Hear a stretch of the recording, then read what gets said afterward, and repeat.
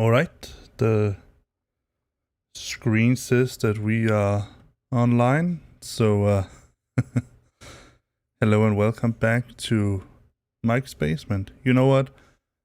Just a second, I'm going to put up my green screen because I have a lot of backlighting on my screen here. So I'm just going to do that. Be right back, guys. As you can see, we are in this very cold and dark state. Let me just get some power on this plane here. Let's order some ground handling, guys. I'm going to try out something new today because I am using a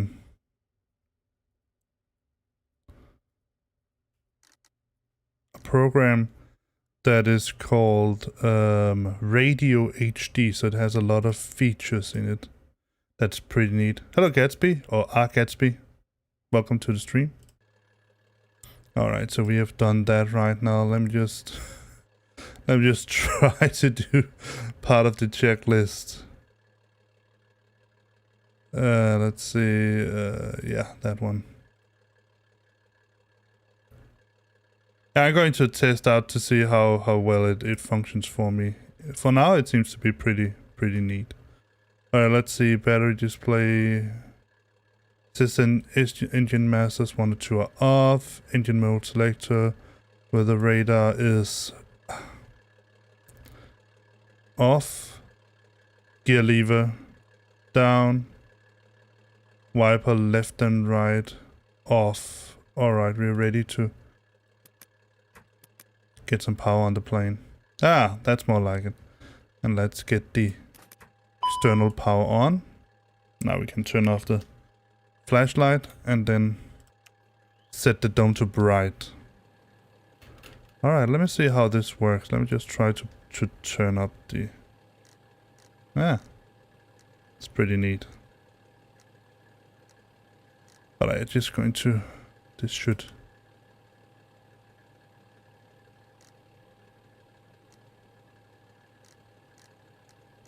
I think our altitude is 30. There shouldn't be any 80s here, so I'm just going to set it to model matching. I am flying on VATSIM, so to my best knowledge there is no model matching per se. It's more that on eval you have this big library. I cannot remember what it's called, BBL or something like that. But on VATSIM, your model matching is simply it is a way where VATSIM is basically asking, in this case here, explain. Let's say that I meet a what can we say? I meet a Boeing 737. 738, let's say that. And it's flying for, I don't know, American Airlines. Then I have sort of a standard, you set a standard airplane that if nothing else works, that is what you're going to see. But then you have whatever livery and whatever AI airplanes you have in your program, in X-Plane in this case.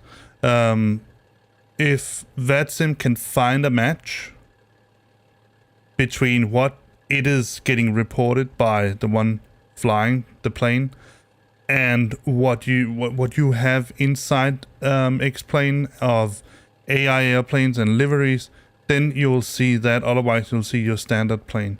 So the cool thing is that if you want to have people see your own personal livery, the guys that you're flying with, you can just send them your livery and they have to make sure that it can be matched on a on an AI airplane. That's it.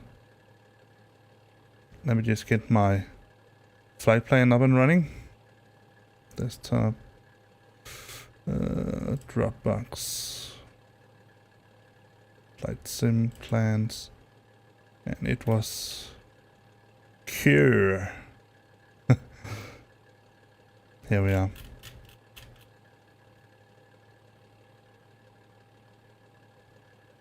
And let's get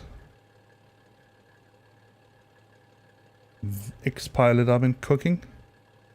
Connect. And that's what I had before, so that works, yes. Flight plan. No, wrong button. Let's see. There. And 10 o'clock, 11, 12, well, yeah, alright. Maybe,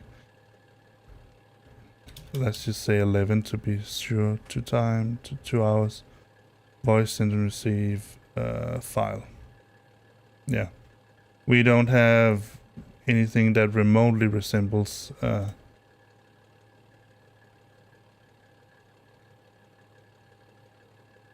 anything that looks like.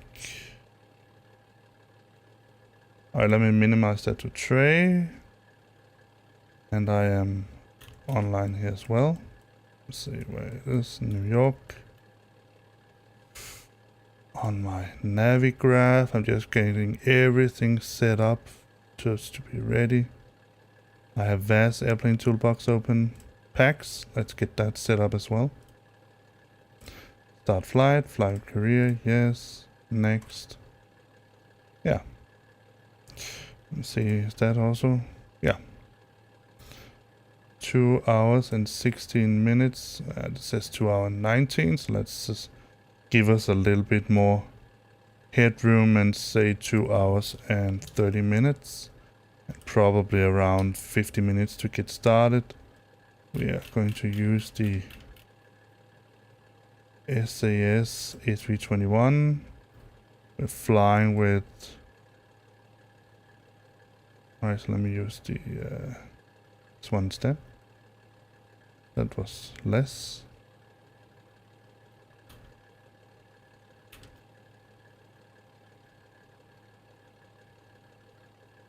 A322, that should be 220, yes, and we're going to fly with 206, I think it was.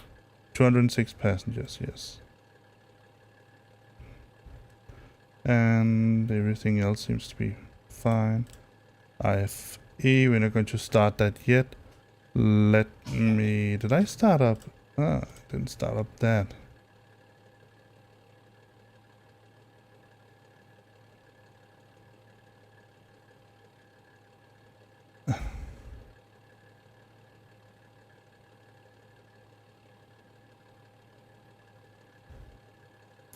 Smart cars, I need to open that as well.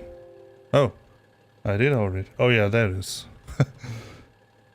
Let's see if it remembered. Fly, career, next.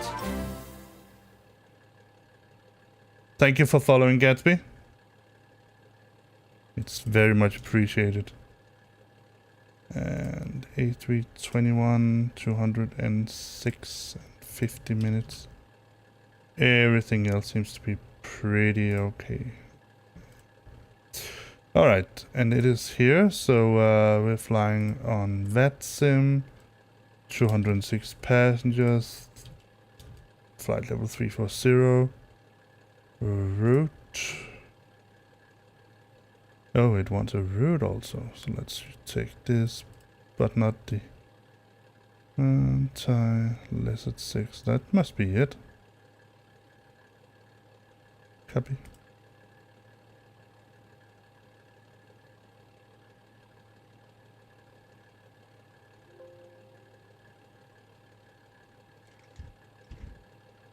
Am I not at KEWR right now?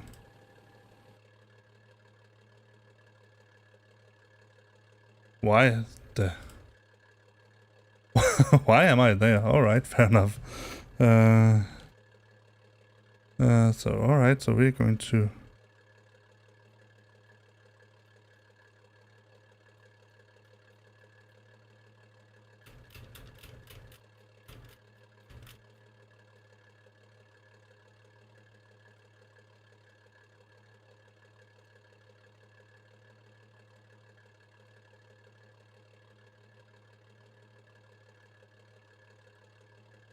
I have absolutely no idea why the airplane was there right now.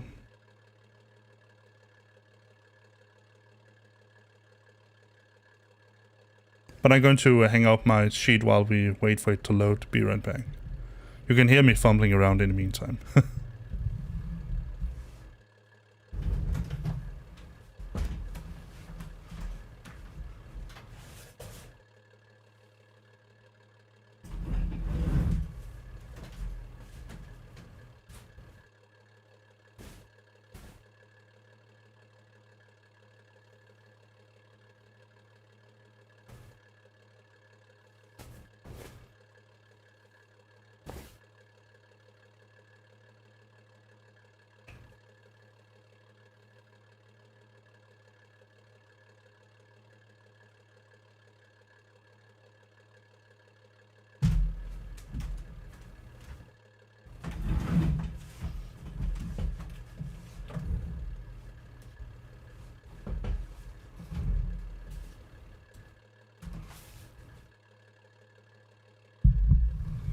Alright, so now we're ready. Now X-Plane is complaining because I was disconnected from X-Plane. No, I mean X-Pilot is complaining.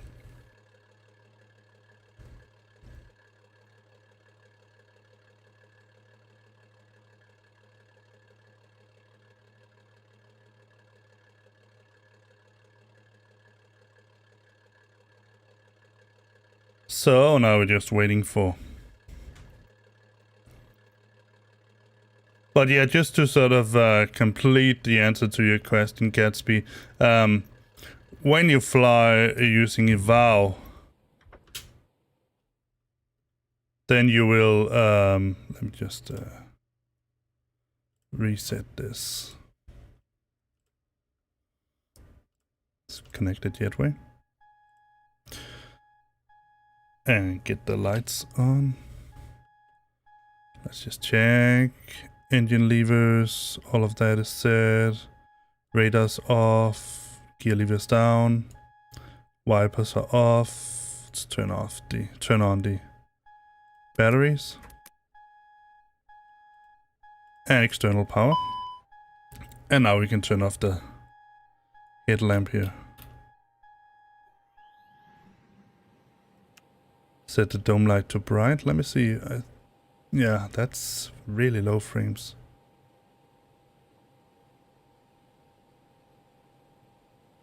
I didn't expect that low frames here. Whoa.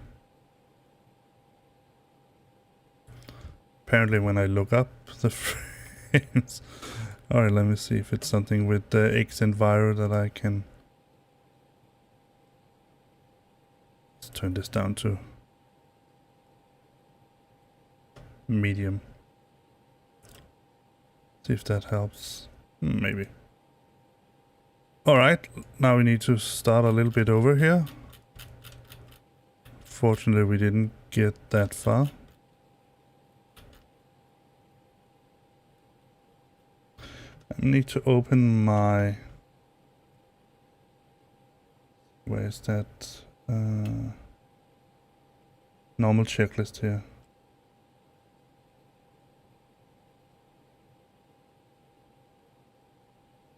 There. So let's see, before start infantry radios, but we need to do the cockpit preparation first. Let's do that.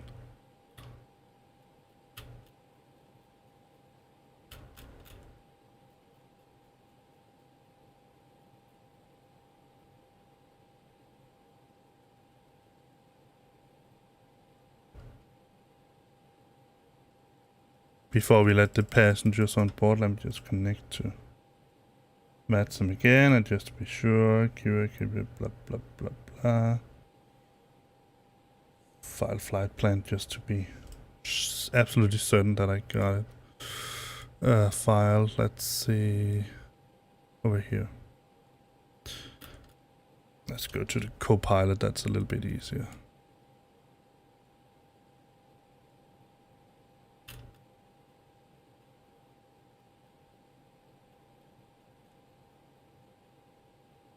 Alright, let's go back. Let's set the lighting as I want to. Integrated light should be turned on. Floodlight should be turned very much down. Like that. That should be on. Going to do that from the co-pilot seat. Alright, let's get loaded up so we can... 206 passengers. 2,000 kilograms of... Let's see if we can... There we go. 24, let's put it like that. And... start this. Yeah. Let's see. Payload, zero fuel weight is 72.2. Yeah, nice. And fuel should be 10,900. Let's check that again. Let's put 11 in instead.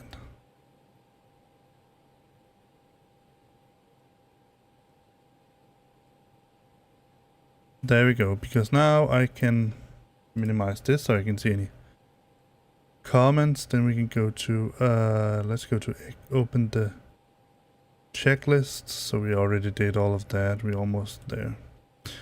I don't know why it constantly goes past this one here, but let me go up here to, oh yeah, one thing I need to start up.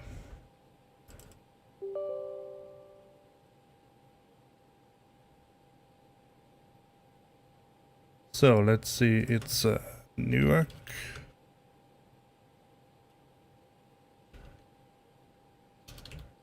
Tampa Bay, and it's ULL, what is it?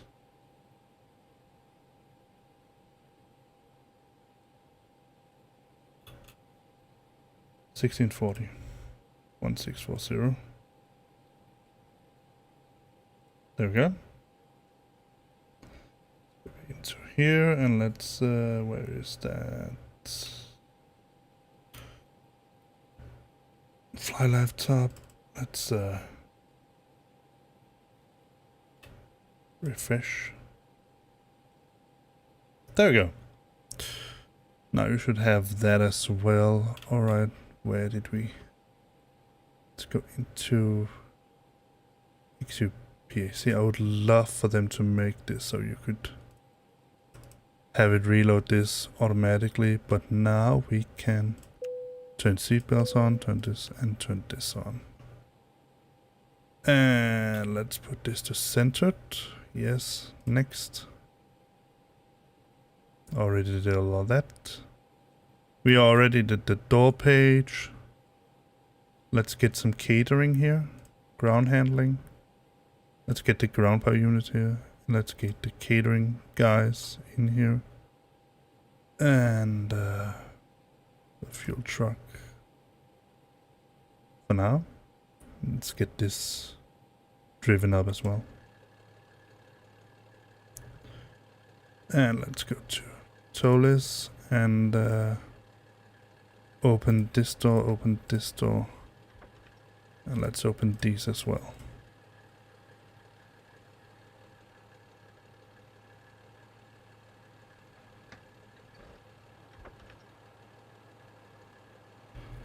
So let's take an outside peek.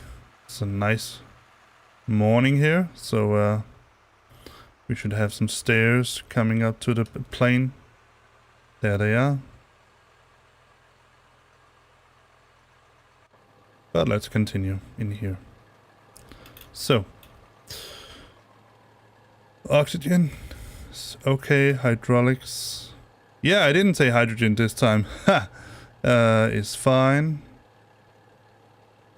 Engine page. We can't see that right now. We should have plenty of oil. Yeah. Hope that. Speed brakes, parking brake active, walk around. Yeah, there's no. Alright, so overhead panel for Captain. Cue oxygen. And set ground control. Recording. Enable ADS for them to align. Strobe light, set that to auto. Nav local lights should be on.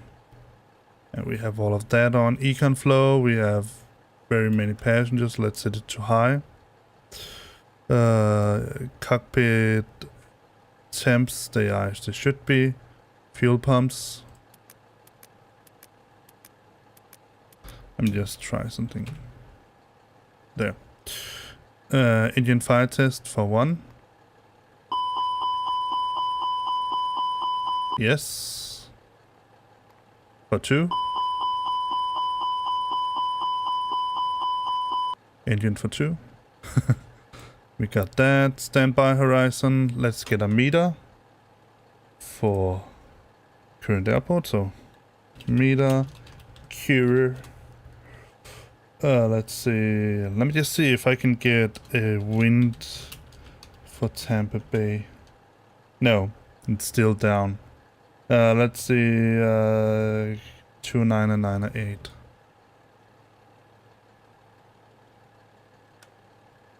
And the same over here.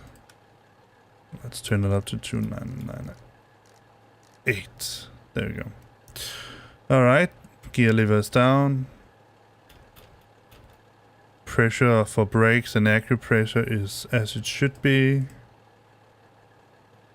Chronometer, time and day, 10:28. UTC works. It's the 27th of 9/21. Yes. That's set to GPS. Yes. Landing gear annunciators. 3 down, 3 green. 3 down, 3 green. Radio panels.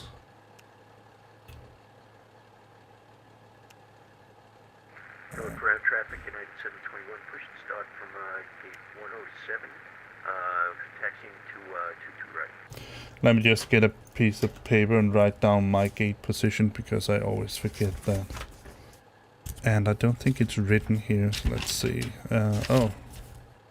Oh, I turned it the wrong way. My little block. All right, so we already did that adjustment. Weather radars off. Multi-scan. Tilted 5 units up. There. Let me see. It was B63. Alright. Newark. B63. Alright. And since it's 270, let me just get the charts. Open chart lists. Let's see what we have. 04 left. Runways. We have 04 left, 04 right, 220, 220 left. I think it was 220 right. That was. It's in order now, so we're going to use either of those. Just use 22 left. Yeah. And I think that's what is also in the plan. Yeah, 22 left. Alright, so I wrote that down. Good. So let me get this up and running and see if we can get this working. Alright, so let's see. Landing elevation. Pressure page. Set to auto. Status. Normal. Thrust. It's idle. Engine masters 1 and stop it. 1 and 2 off. Parking brake active. Rudder trim 0. Hello, Tommy. Yeah, you're just Streamlabs bot. Transponder is on. Yes, transponder TCAS above. Didn't I set it to above? No, I didn't. Do that right now. Oh, that was below. Above. And since we don't have any, we're going to use that. Let's use Alt something. Packs and cargo, we already did that. So we have the MACD programming. Going to remove that and let's move forward so we can see the MACD in all its glory. There we are. Alright, so let's see. We already are at the data page. We're using the LEAP 1338 and this is the right cycle. Idle performance is less than 6, so that's fine. Let's go to init. And I'm pretty sure we have a plan. So we going to put in Newark, Kilo, Echo, Whiskey, Romeo, / Kilo. Let me see. It's Tango, Papa, Alpha. I think it is. Yeah, here we have the plan, and it's the accurate one. Our alternate for today is the closest one is KPI, Kilo, Papa, India, Echo. We are called United 1640. Cost index is 10, if I'm not mistaken. Yes. And our cruising altitude is 340.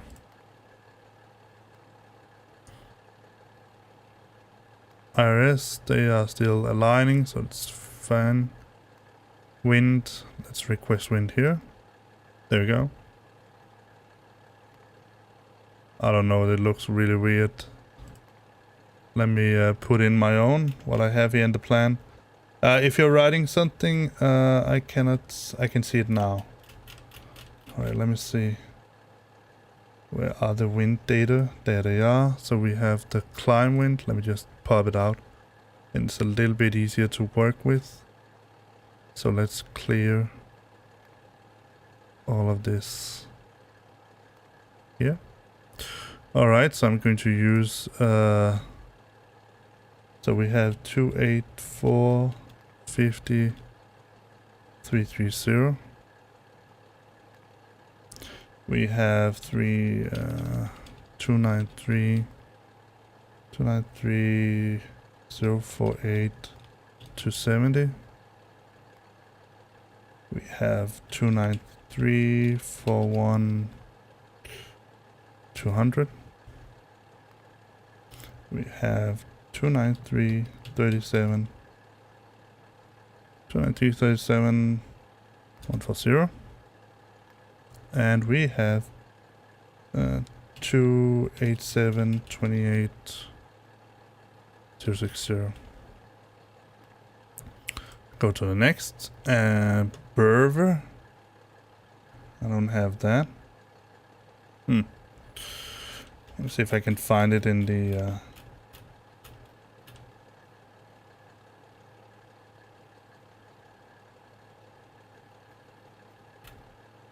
flight log here. Let's see, BVR. There. Brook. That would be 284.34. And let's go back to the descent winds and put them in as well. So let's see, 309 24 330. 302 24 270. 294 17 200. Newark ground traffic, United 721 taxiing to runway 300 via 14 Juliet Bravo uniform 130. Whiskey. And 309 008 060. Alright, wind is done. Let's return. Let's remove that. So we have done all we need to do here. Let's go to flight plan and go in here. So our departure is going to be to left. Let me just get the flight plan to be absolutely sure. Yes, two to left. Just underlined it, two to left. With the port 4 and biggie transition. Insert that. And we can put in Tampa Bay at a later point, but it should be Lizard 6 with the TAE, probably the TAE, if that is such a thing, TAE transition. Alright, so that being done, let's go to secondary flight plan, copy active, and then just go to port here. And we're going to put in Kilo Echo, Whiskey Romeo as our new destination. And that's it. I'm not going to change anything else because it's just in case we need to return. RadNav. We have these two, this put in as our VORs and ILS for the runway. Let's just be absolutely sure that it fits. So let's go to 22 left and get ILS something. It should be ILSIC, India Lima Sierra Quebec, and 108.7. Yes, it's accurate. Perfect. Init B. So we need to get the TOLIS thingy up for that. And go here. And say we have 72.2, 72.2 / 25 straight out. Block fuel is 11. And that looks fine. 5%. I think it's 3%, but let me just check it. Contingency. Where's the fuel? Allowed there. Contingency 0.2. Yeah, I think it's 3%. Let's see. 0.2, yes. We could change it to 5%. That would be perfectly fine. And our reserves would be 2.8. But that's okay. Takeoff weight 83 tons. 83 tons straight out. And landing weight, estimated landing weight 77.4. That checks out as well. Perfect. Everything is the finest order. Alright, let's get some calculations here, because the next thing we're going to do is go to performance. So 22 left, 1 plus F. So we're going to use flex temp 60. Let's just use 1, and it's up 0.5, up 0.5. Flex temp was 60. And we have 157. 157. And 160.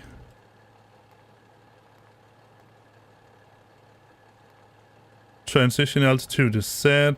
Thrust reduction, acceleration, and engine out acceleration is fine. I could set this to 1530 as well. But I think the 1030 is an accurate number, so let's move this. Traffic United 721 is departing runway 22 right, direct LV. Let's see, KEWR? No, not KEWR. T Tango Papa Alpha. You can see the distance. Let's turn SDS off. Why does it say slide? Let me just check outside.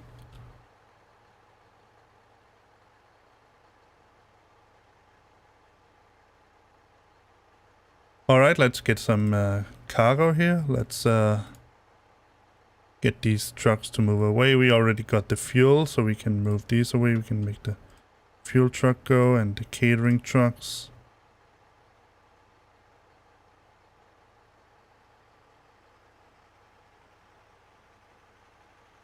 And let's order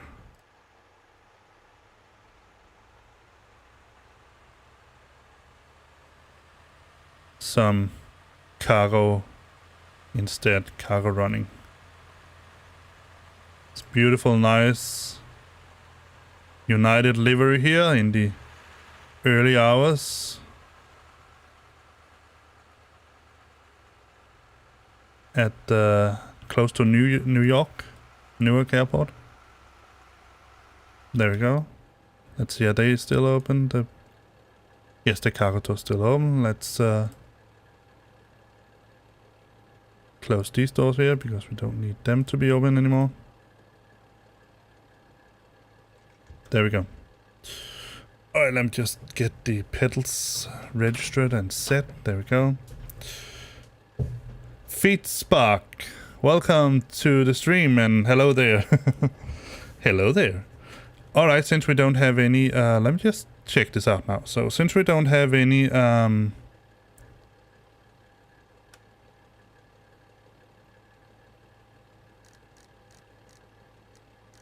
I did change it back. Alright, fair enough. Let's get it there.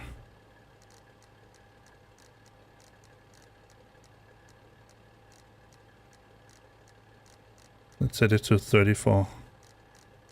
Let's just set it to cruise level. Go straight to cruise.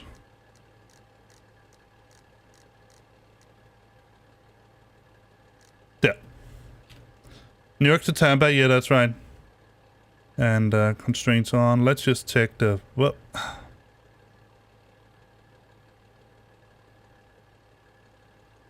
I hate it when it doesn't release the... Alright, let's check the flight plan. 20, that's okay. So let's go to flight plan. See, we are there. Yes. Yes.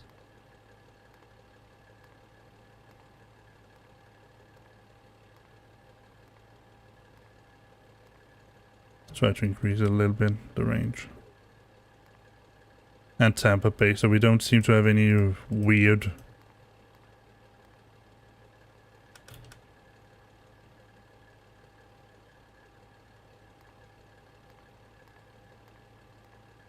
ways or lines or anything like that. No.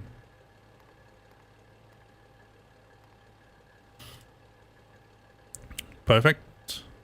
Go to arc. Set this to 10. Put the constraints on here as well. Let me get the... I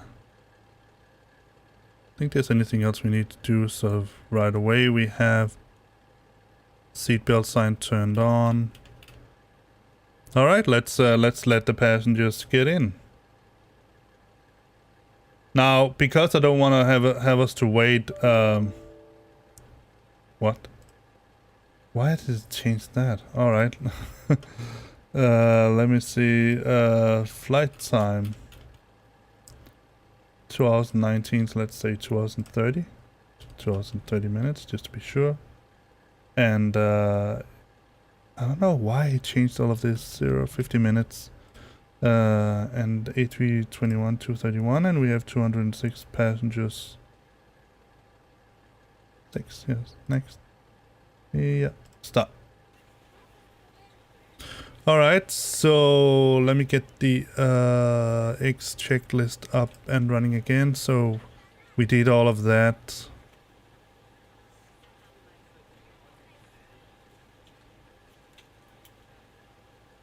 Cockpit preparation. So reminder, start tracking client. Alright, did that. It's tracking.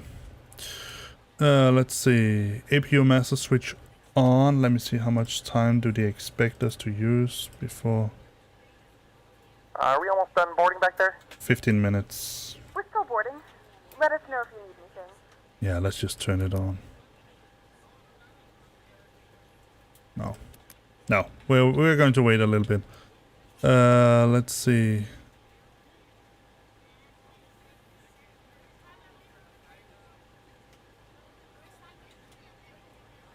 Let's turn this up. Are there anything else we need to do? Going over the flow. I don't know why it wants the predictions PWS to be off. Sometimes it complains about it, so I'm going to set it to auto.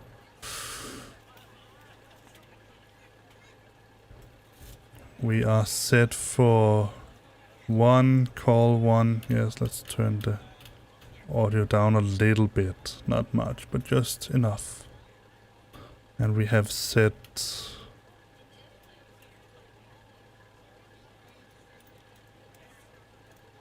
Don't need to set any headings. And our radio set to 122.8 Unicom. Let me open VATSIM and see if there's anything in our way that we need to take care of. Any frequencies that I need to put in. Or we're just going to go Unicom all the way.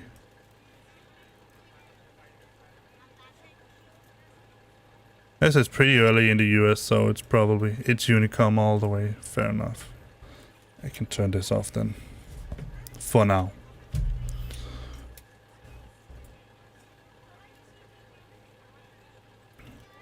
See how much time do we have left? 12 minutes.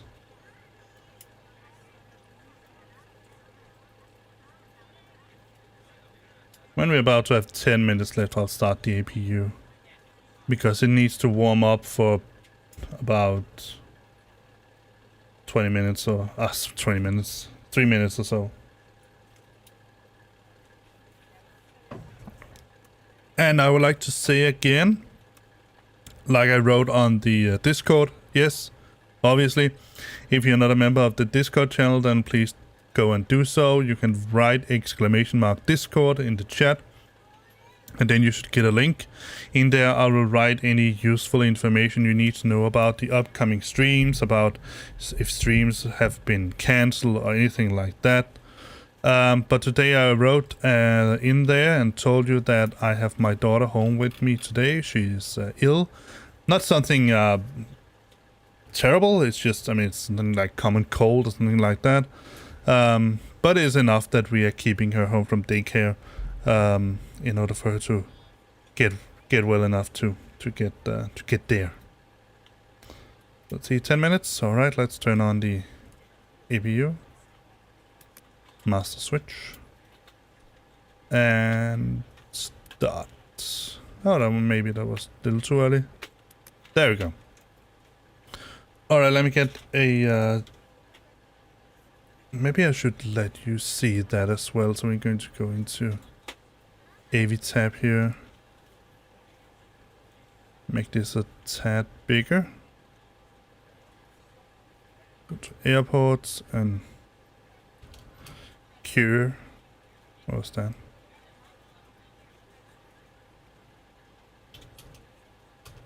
Interesting. I didn't know it could. Alright, let's see. Alright, fair enough. KEWR. Let's see. Airport. No, that was not exactly what I wanted. Airport info. That should be it. So where are we? We're down here and we need to take to left. So we're going to use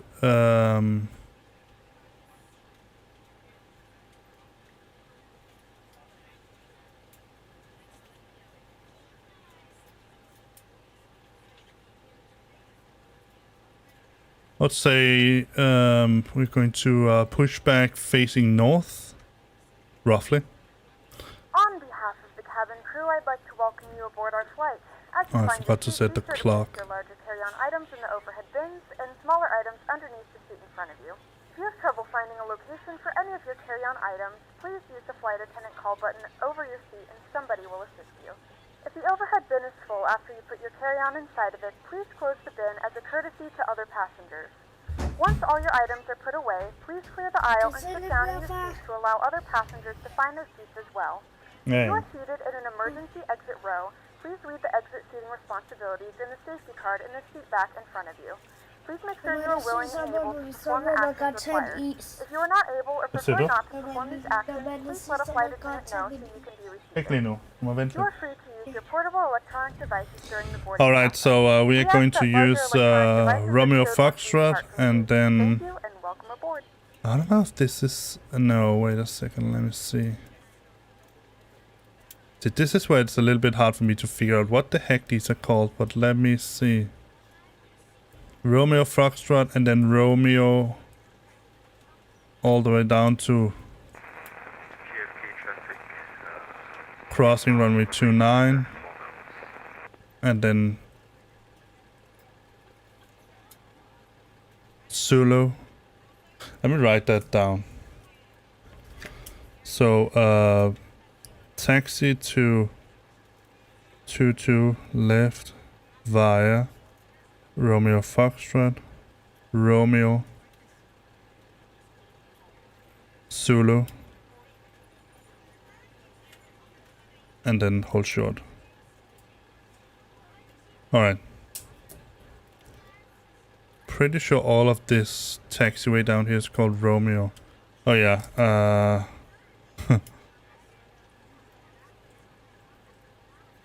cross 29.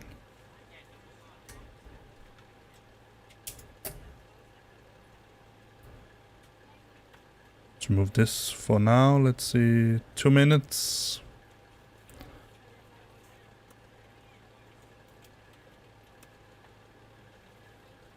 Let's say that we got all all of this on board now.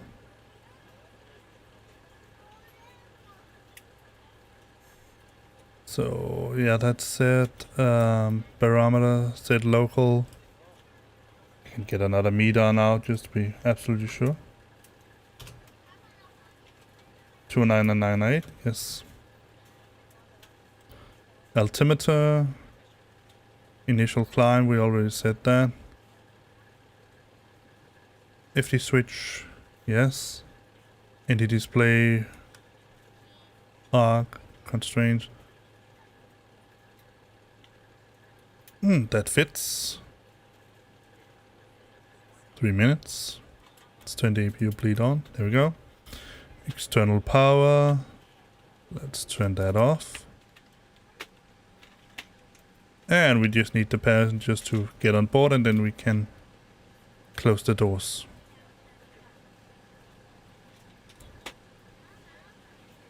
Three minutes.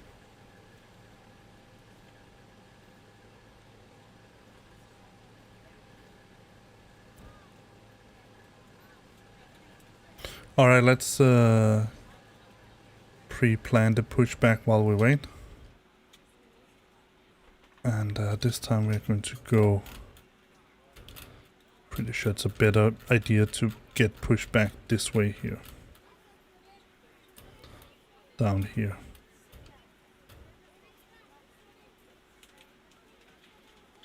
It's down here somewhere.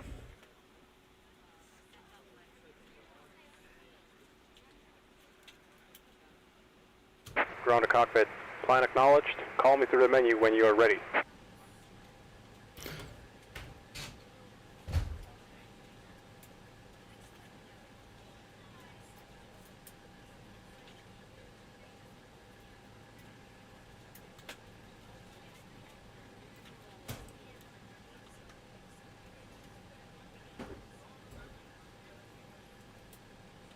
Alright, about 1 minute left, so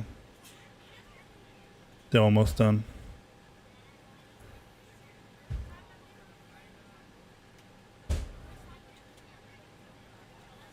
Yeah, that sounds a little bit weird. Almost sounds like some kind of graphical glitch more than a game glitch. We're ready to go when you are. Alright. Perfect. Good morning, ladies and gentlemen, and welcome aboard Flight 1640, with service to Tampa. Our flight time will be roughly 2 hours and 30 minutes. Please note the cabin door is now closed. We ask that you make sure that all devices are in airplane mode and your larger devices are now shut down and stowed. If you have not already, please fasten your seatbelt and verify. So whether we already discussed that runway, we're going to use runway 22 left. SID was the port something 4. Fuel, we have 11 tons. Flaps are set to 1 plus F. V1 is 157, wasn't it? Let me see.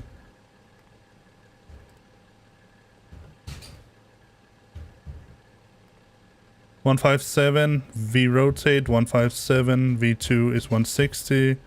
Emergency briefing, engine fail procedure. If engine fails, we're going to head back to runway 22 left.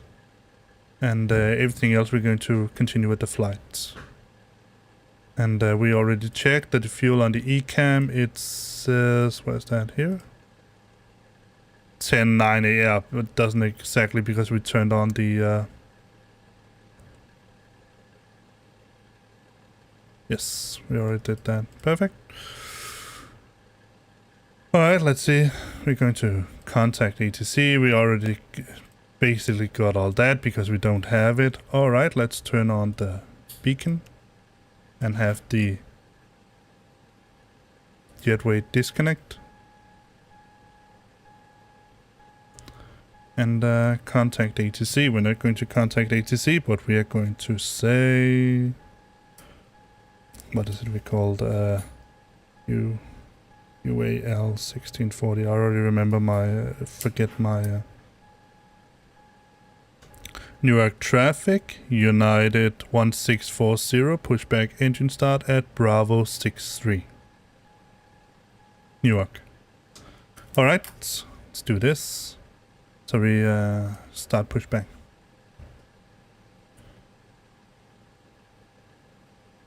Ground to cockpit. Tow is driving up. Any other lights we need to turn on? Nope.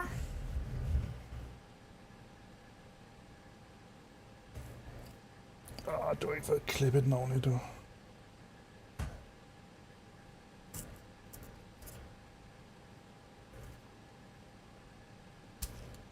Nej.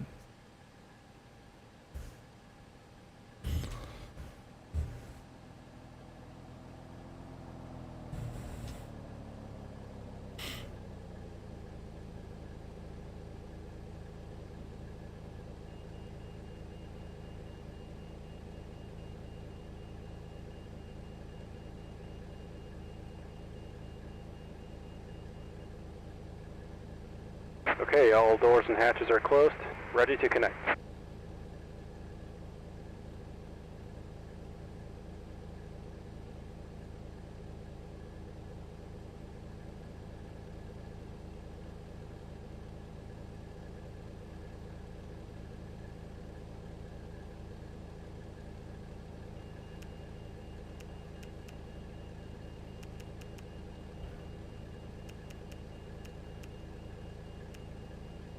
Yep, now they both have that on as well.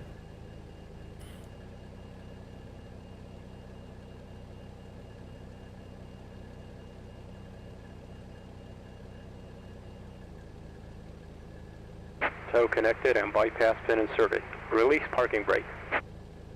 Alright, let me just make sure that he doesn't give us a wild ride. So, tow brakes down, release parking brake, release tow brakes. Starting pushback, and you may start engines. I will do that. Alright, so I'm going to use the procedure that we got from United. So starting engine 1 and turning on the chronometer. Ladies and gentlemen, please direct your complete attention to the flight attendants as they demonstrate the safety features of our aircraft. You will notice a light illuminated above your seat. When this light is illuminated, please fasten your seatbelts low and tight across your lap. To fasten, insert the metal fittings into one another and tighten by pulling on the loose end of the strap. To release your seatbelt, lift the upper portion of the buckle.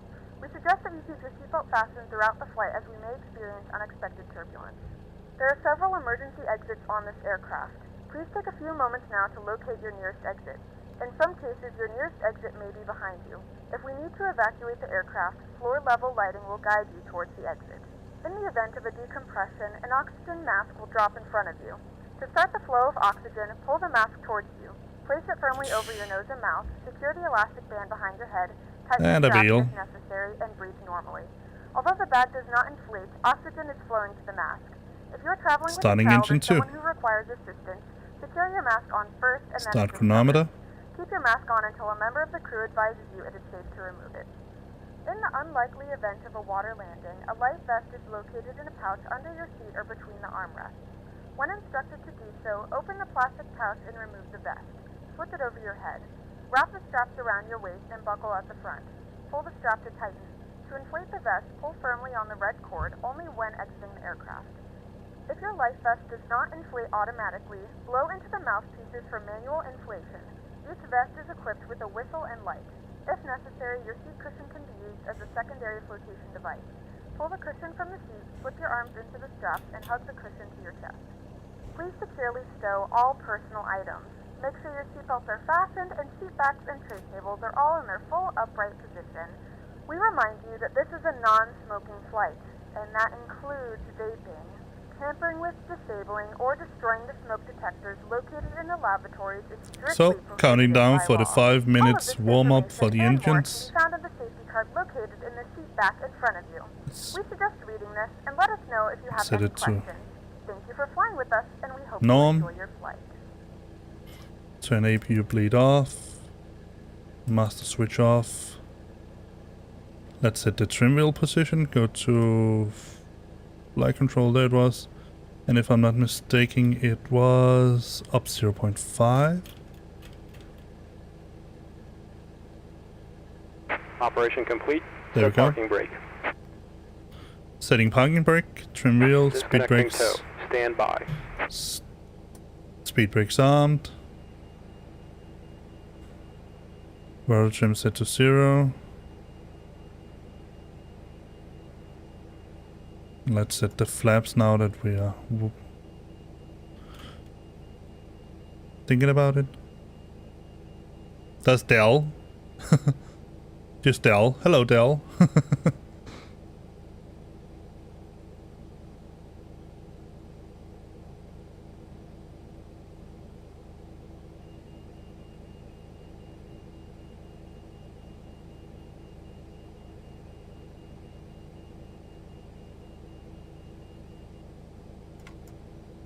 Tow is disconnected and bypass pin has been removed. Hand signal on the left.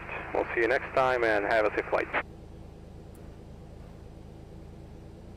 Aeroflot 767. Ah, sounds nice.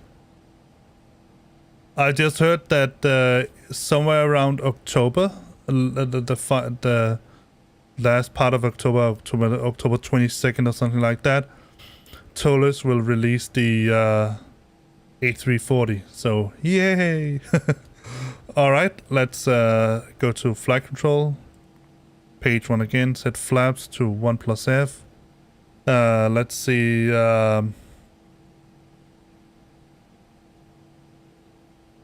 I'm definitely going to buy it as well. Elevators full forward. Elevators full back. Elevators full left. Ailerons full left. Ailerons full right. Rudder full left. Rudder full right. Neutral. Alright. Go for flight control off. Auto brake set to max. Takeoff config test. We only need to ding the cabin. Yes, alright. The cabin is ready. That's good. Turn on the taxi lights. Check that there's no more lights I need to turn on. No, let's turn strobe on just to be well, and set this to. Alright, contact ATC. Newark traffic, United 1640, taxi to runway 22 left via Romeo Foxtrot, Romeo, cross runway 29er, Zulu, holding short runway 22 left, Newark. I wonder what that Dell is. He's just flying around. Maybe he's a, maybe it's, what's it called? General aviation aircraft. Alright. Oh, the A330 is definitely my kind of aircraft. And it's, what's it called? A lost breed or whatever you want to call it. Oh yeah, it's TCAS set to standby, that's right. Let's turn this on. Because all the 4-engine aircrafts, they're going to be Not going to be. They are being replaced.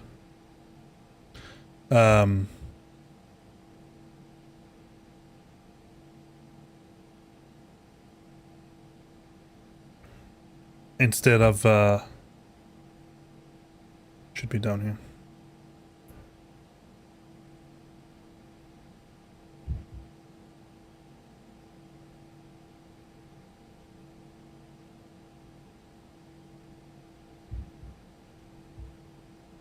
Instead of having a two-engine aircraft. Whoa, whoa, whoa, what the heck?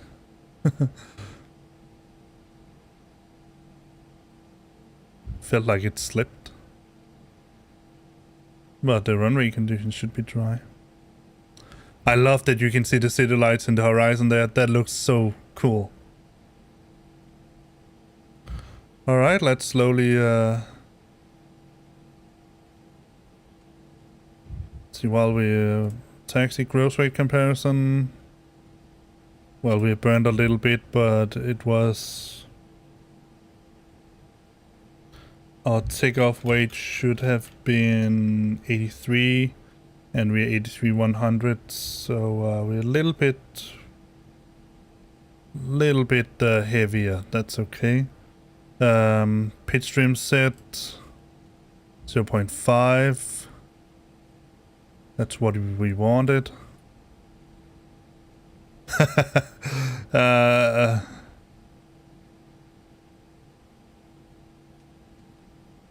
I'm pretty sure that's the day that we figure out how to make V-speed flex. Flex is 60 degrees, yes. Bleeds and packs, fuel on board, yeah, it all match, yes.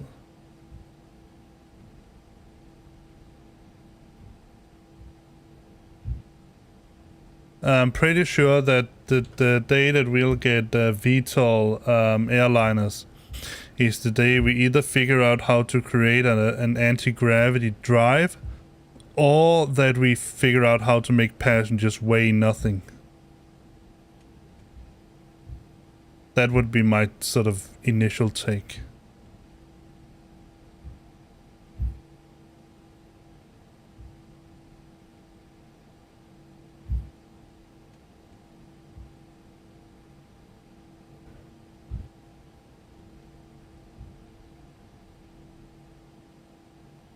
Newark traffic, United 1640, cross runway 29er, Newark.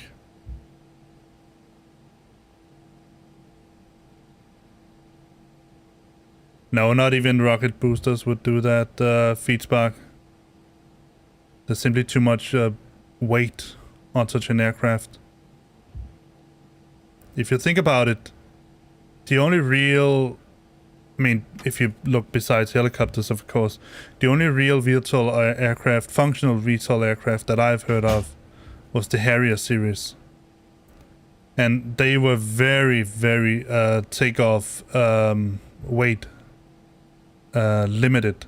Usually, you would start such an aircraft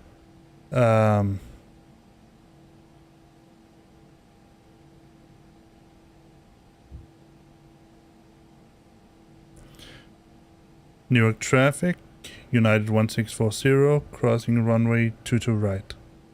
Usually you would start such an aircraft like a normal aircraft, so you shoot it off the... if you had it fully loaded, you would shoot it off the ramp, and then it could VTOL land. But if you wanted it to VTOL take off, you would be very limited with the amount of hardware stuff you could put on it. And the other problem you would have if you were talking about rocket boosters, like something you have on space rockets, that would be a fuel. You'll be limited by the amount of fuel you could put on. Think about this. The only aircraft that we really have had that had that kind of load on it, I mean engines, it was the and that was even a VTOL aircraft, was the Concorde, and it drank fuel like, I mean, like people would drink beer. It would use more fuel being idle on the tarmac than or at the gate than a normal airplane, a normal airliner, modern airliner would use in the cruise phase. So it was so fuel inefficient that you don't even dream about it. All right, let's see. Where are we? We are flaps set to 1. Is armed. Let's turn the weather radar on. That is set to on. We have reject takeoff, or max if you will. Let's ding the cabin. And do the takeoff test once again. Takeoff test normal. Alright, so let's announce it. Newark traffic, United 1640, takeoff runway 22 left. Newark. Alright, so we have contacted ATC, we have turned the weather radar on. Strobe light is on. Left-right landing lights on. Transponder set to TCAS, no light take to takeoff, no smoking sign. That should be... There we go. Chronometer. 10 minutes, so that's definitely more than 5 minutes. So let's stop and reset that. Alright.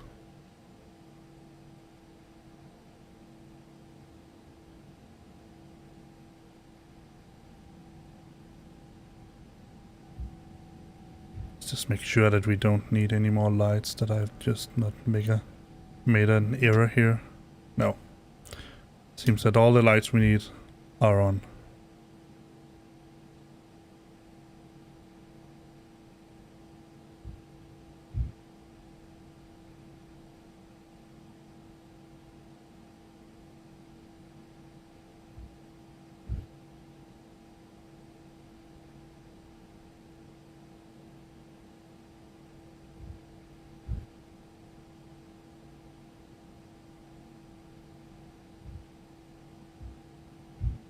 Alright, let's line it up.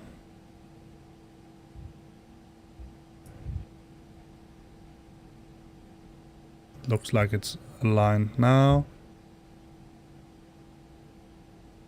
Start the chrono, stick halfway forward, and go to flex. Take off.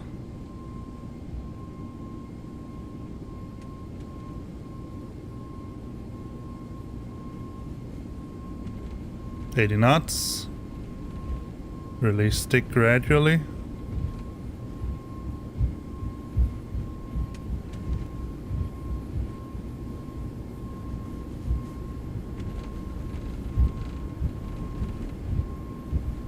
V1, hands off the throttle, rotate.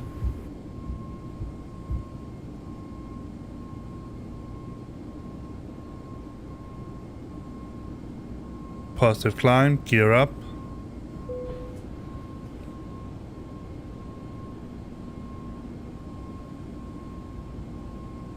And we are airborne once again.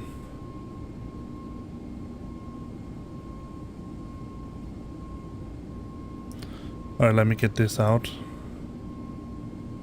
Make it a little bit smaller so I can follow it a little bit better.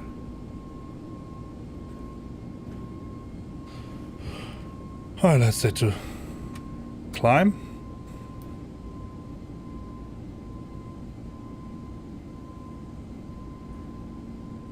Look at this. Newark in the morning. Let's get a flyby.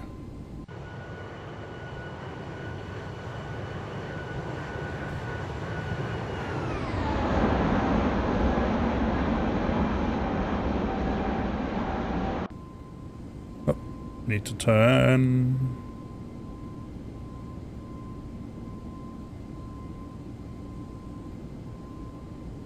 Get ready to retract flaps.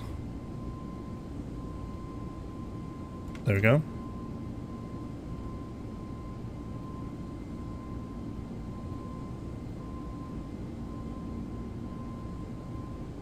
I'm doing good.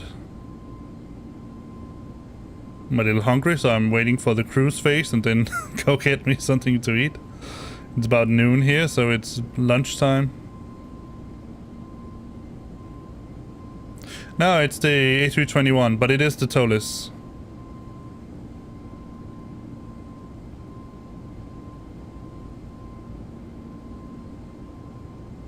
So it's not the baby bus, it's the big brother bus.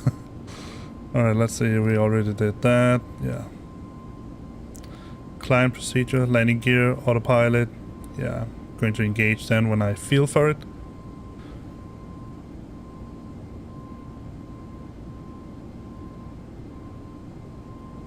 Let's see, so yeah. Thrust, set to climb, flaps retracted, speed brakes. Disarmed. Packs 1 and 2. Yeah, let's do that. Runway and turn these off.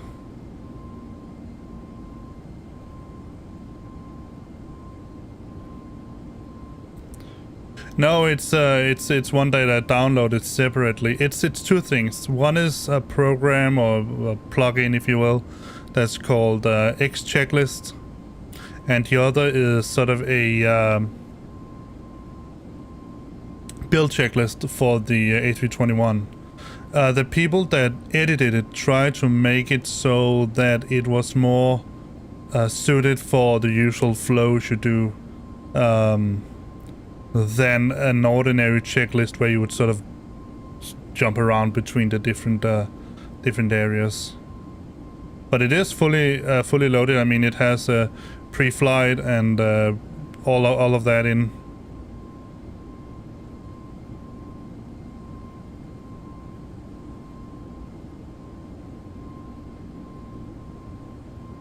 Ladies and gentlemen, we are now passing through 10,000 feet.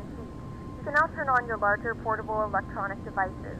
As a reminder, please keep your seatbelt fastened while you are seated and do not congregate in the galleys or near the lavatories. This aircraft is equipped with onboard Wi-Fi. If you wish to connect to the Wi-Fi, you'll be directed to a page to pay a small fee for internet access. Yes, they are both free for download. Thanks to our partners. Connect to the Wi-Fi and you'll be able to access our wide range of free live TV and paid movies library.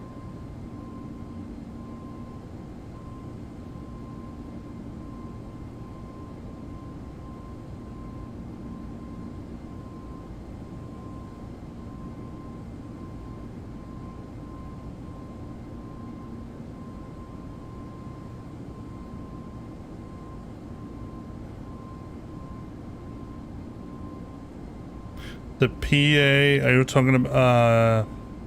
It's a, let me just show you. It's not a plug-in per se. That is, however, payware.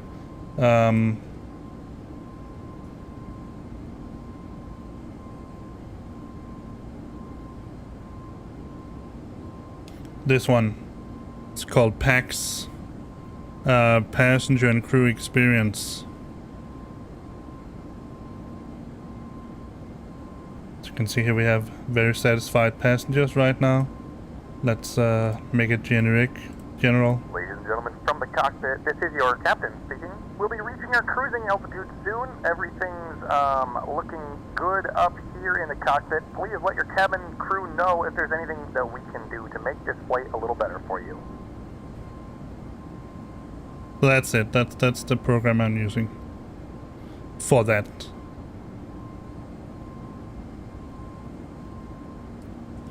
If I'm not mistaken, I mean, it is a while since I bought it, but it's not terribly expensive, and they are actively developing it. So I'll just turn on the autopilot. They're actively developing on it, so it's you'll get updates for it, and they are very. I would say that they're pretty good. It's they're called TFDI design. They also make other stuff. They make one airplane, I think it is, Alpha X-plane. But other than that, they are very nice, in my opinion, to sort of listen to their customers and sort of try to embrace Shan's Shan's way? Is that Shahin's way? I can't see what it says. But thank you for following. That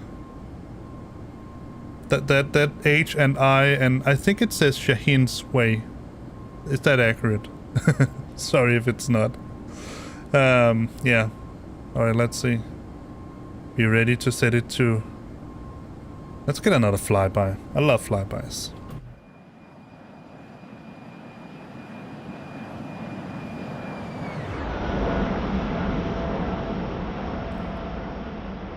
Especially because the guy who made these NEO engines here,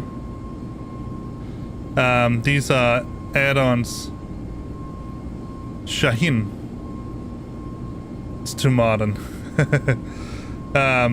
Especially the guys that made this these engines here, they are add-ons to, they're not the original engines here. They are so well modeled. Let me just show you outside. Alright, yeah, we're past 10,000, but we can't use that because here in the US it's 18,000. Ah, okay.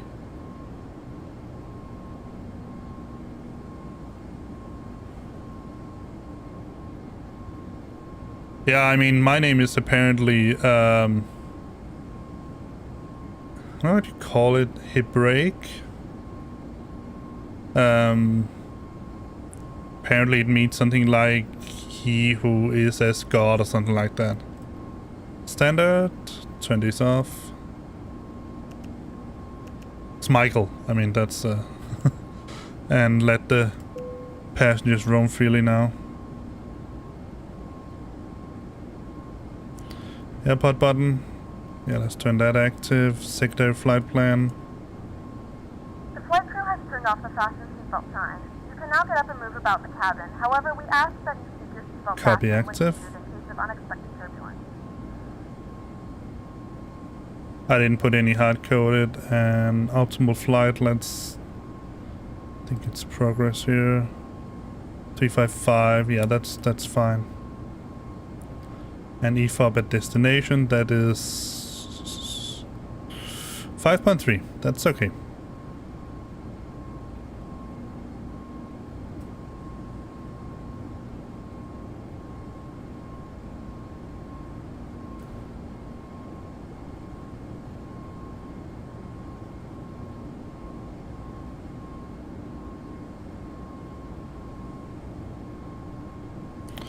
All right, so let's see how this flight here goes. 2 hours and 20 minutes. I also saw Tommy and also Shaheen and whoever's yeah, it's a modded, I mean I mean, a checklist, an X checklist is basically you put in the plugin, and in the airplane folder you just put something in called clist.txt or something like that. So, but it is this particular checklist, as far as I know it, I downloaded it from another YouTuber and streamer. He's called A320 Sim Pilot, something like that. And he and his friends, whatever you want to call it, him and some other people that are real Airbus pilots, I mean Airbus pilots in real life, they try to make the checklist so it more follows the flows that you would follow when you're sitting in the cockpit, instead of sort of a traditional checklist where you sort of go from point to point to point to point. That could be all over the place. But I can show you. Let me just go into...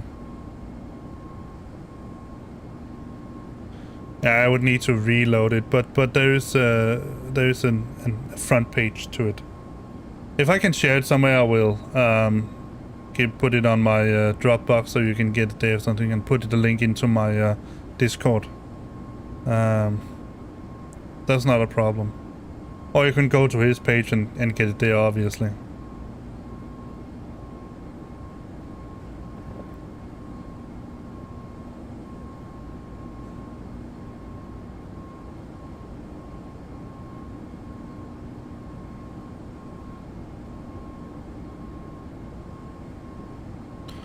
Alright, since we're having so much bright light here, let's turn the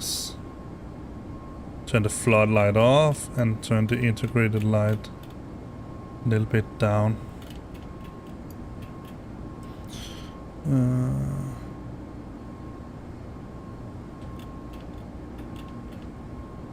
You're welcome. The only thing that's really new, and then I haven't finished it sort of completely yet, is that I'm still working on taking this checklist here and then reworking it in order for it to work with the flight factor A350.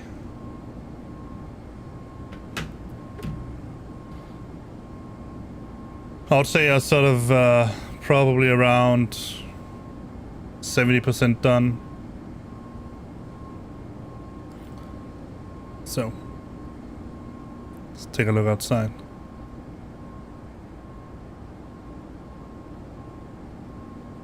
And for the clouds and all that, I'm using Next Enviro.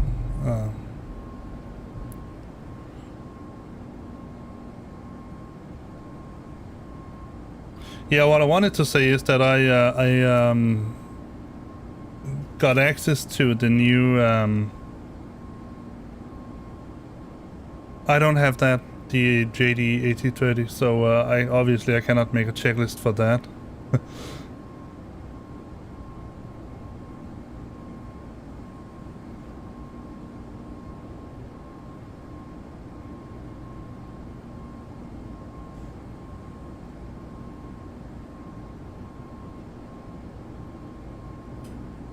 Yeah, I watched the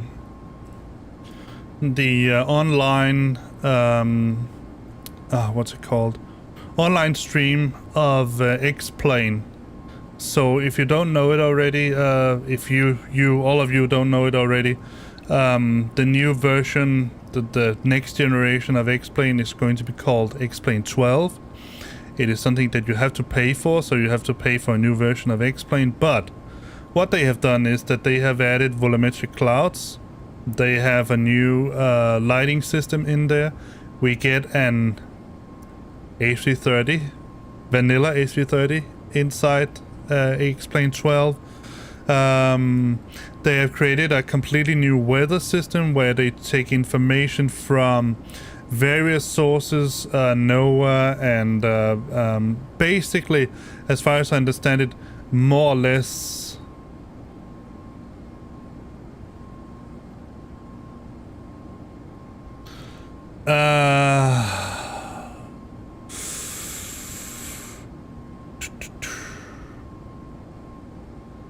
I would probably say that for X-Plane, the closer things you're going to get that is study level for long haulers is probably going to be the upcoming A340 from Tolis. That would be my argument if you're wanting to go to Airbus, because flight factor has some, as far as I know it, pretty decent Boeings. I think they have a 767, and I'm pretty sure they have a 777 also. But for the Airbus, I would probably say, I mean, there is also the flight factor A350, and it's a good aircraft. I love flying it, but overall, it is. Oh, Tommy, you know exactly which buttons you need to push on that poor bot. In order to make it angry with you.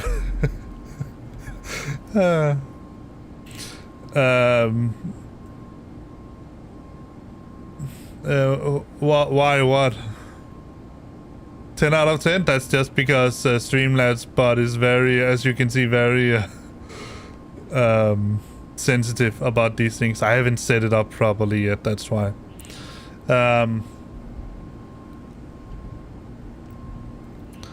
So, what I'm trying to say is that for Boeing, you would go for 767.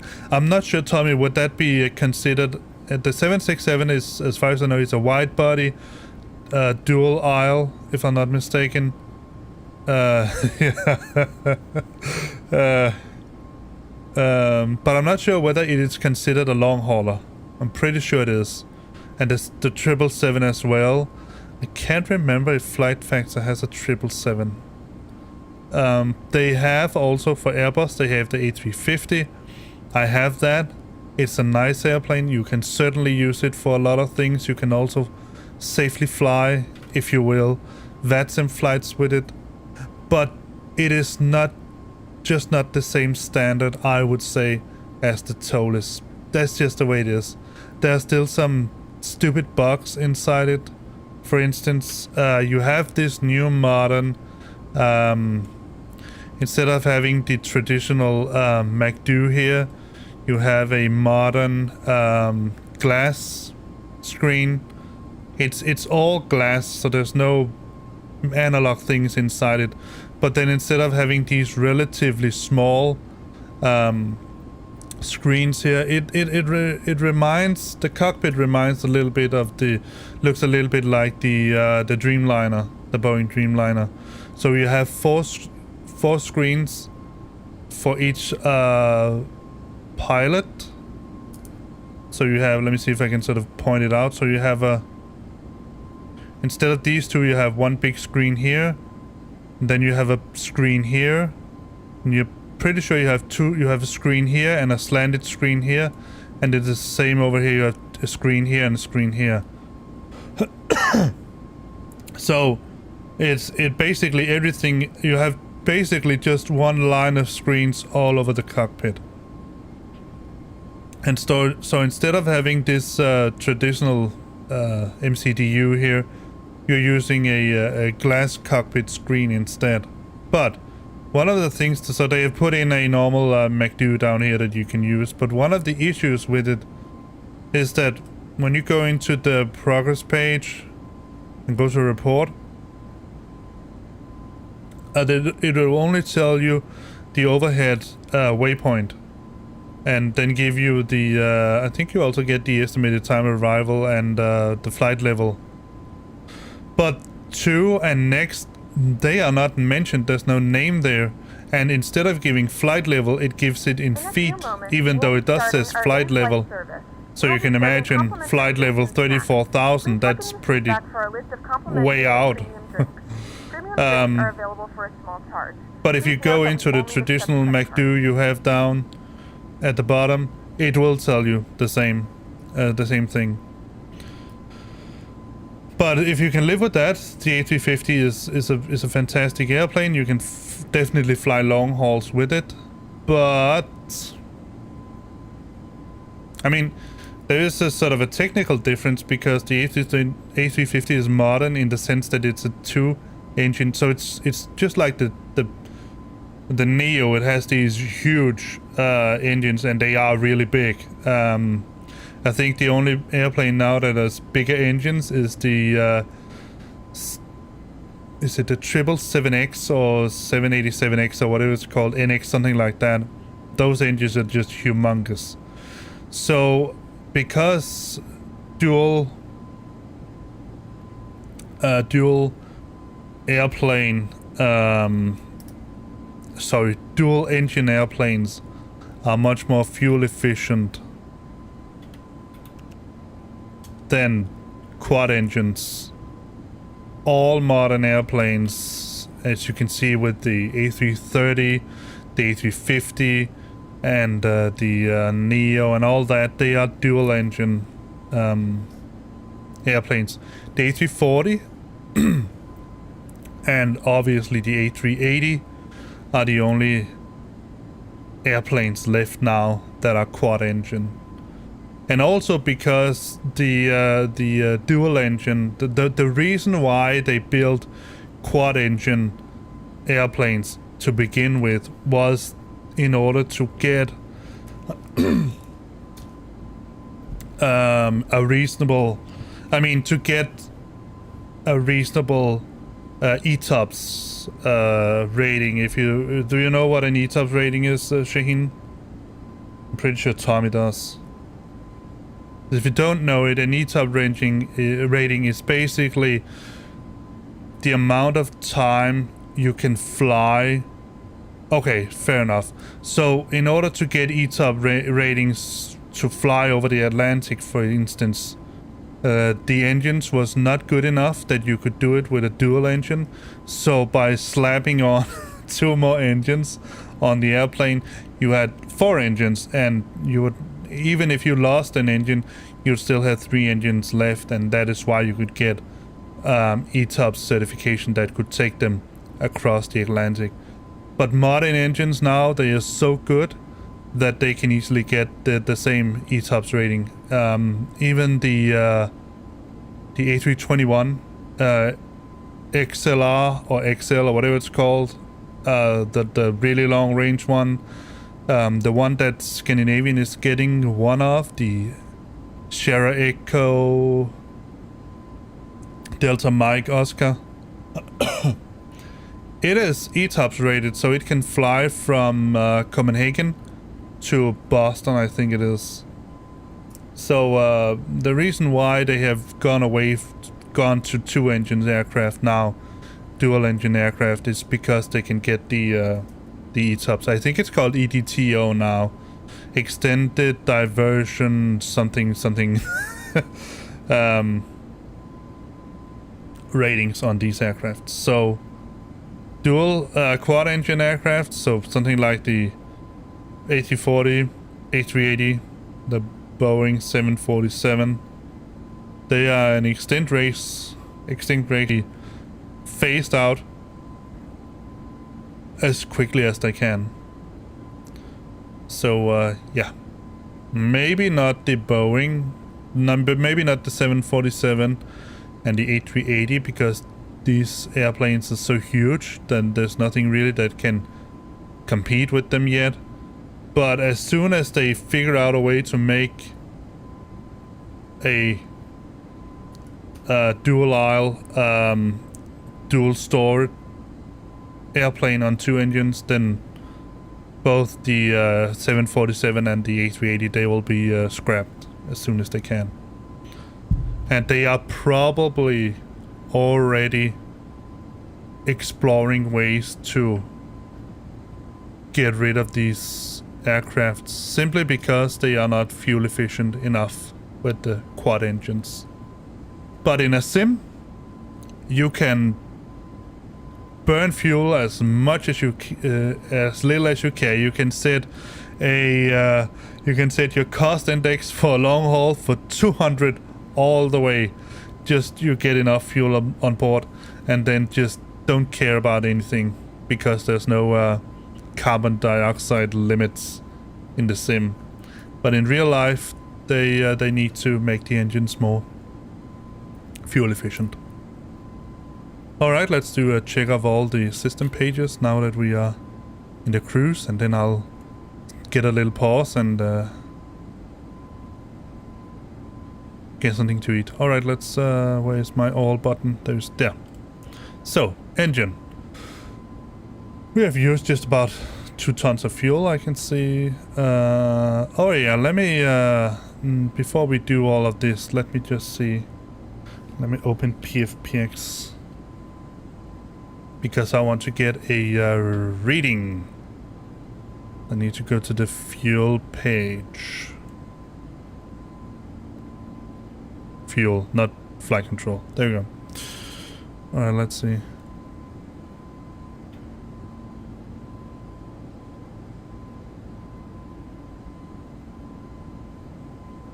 So I've used the entire screen now, my secondary screen, so I cannot see if you write anything, so just bear with me for a second. Alright, let's see, here it is, the A321 251 NEO, with the LEAP engines. Let's get the APM.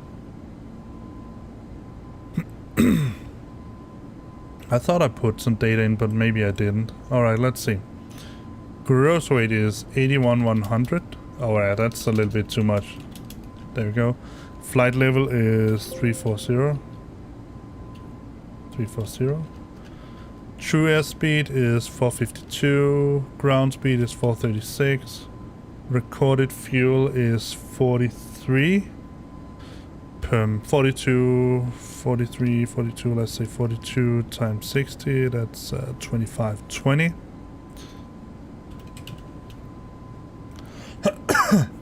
And cost index was 10. True air temperature is minus 25, so there's no deviation. Alright, so let's apply it. Nice. Let's try again. Press cancel instead of 10 and 453 432 2520. Alright? Yeah, 2520. And true air temperature is still minus 25, so apply. So we have a 4% fuel bias at the moment. Let's see how that changes.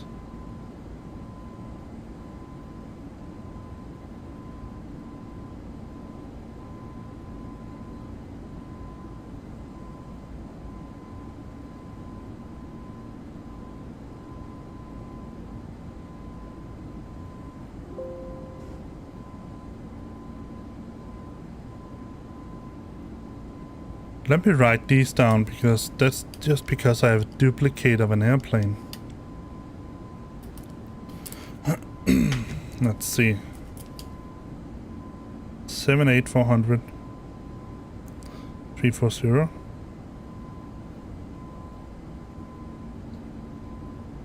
Cost index 8. Minus 52. 4, 5, 4, 4, 2, 3, and 2460. And let's get the other reading. 79100. Flight level 340. 8. Minus 52. Sounds weird, but 455, 455, 427, 2460, 2460. Alright, let's put these data in as well on the airplane I have here.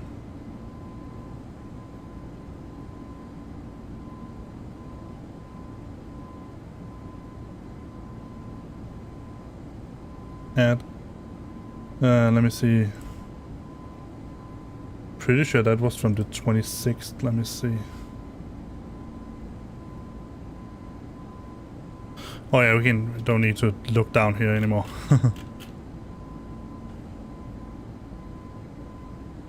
26th, yes.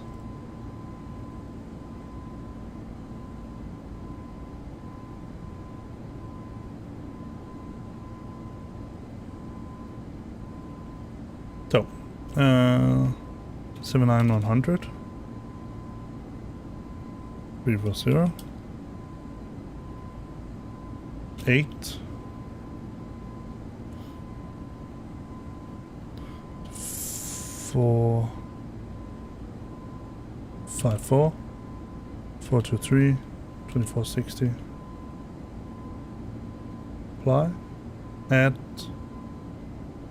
Also the 26th, there we have 78400 340 8. True speed is 455 427 20 2460. Apply, apply, apply. So now it says a fuel bias of 4.9. Alright. Close it and minimize.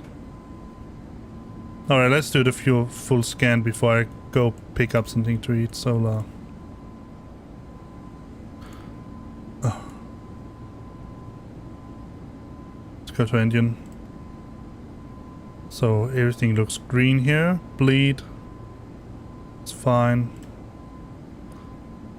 Landing elevation auto, 20 feet, cabin. Yes. Electricity, nothing wrong here. Hydraulics, all in the green. With pressure. Fuel, seems reasonable balanced. APU's off. We have 22, 22, 22.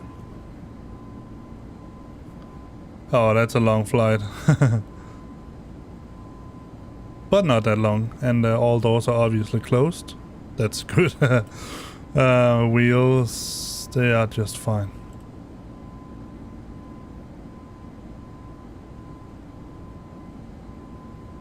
And status is normal. Alright. I will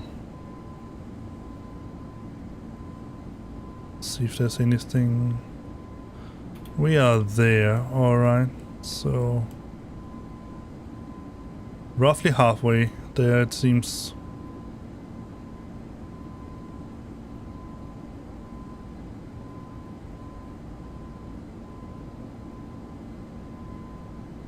Ah.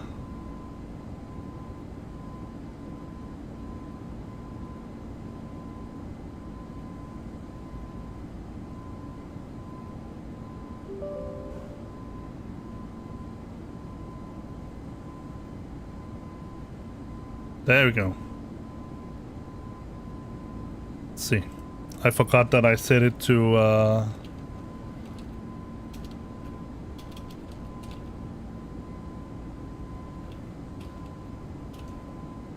use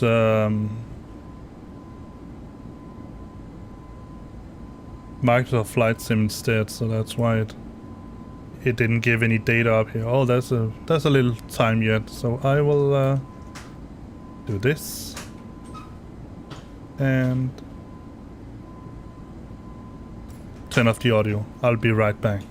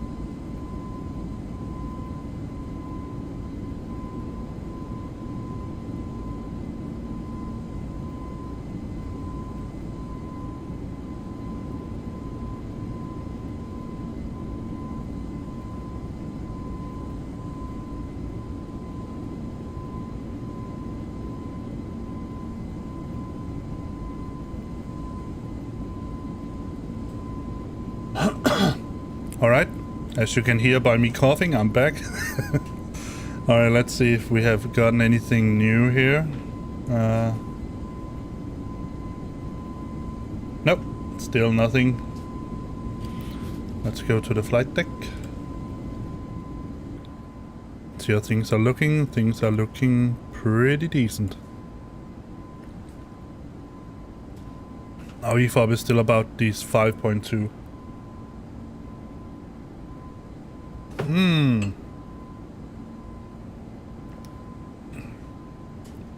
Let me remove that. Thank you for letting me know, Shaheen. Let me see if I can figure out who it was. Twitch.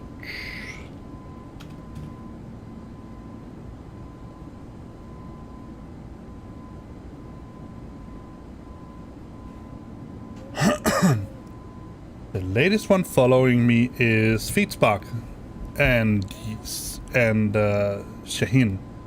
So it must be Feedspark, I would surmise.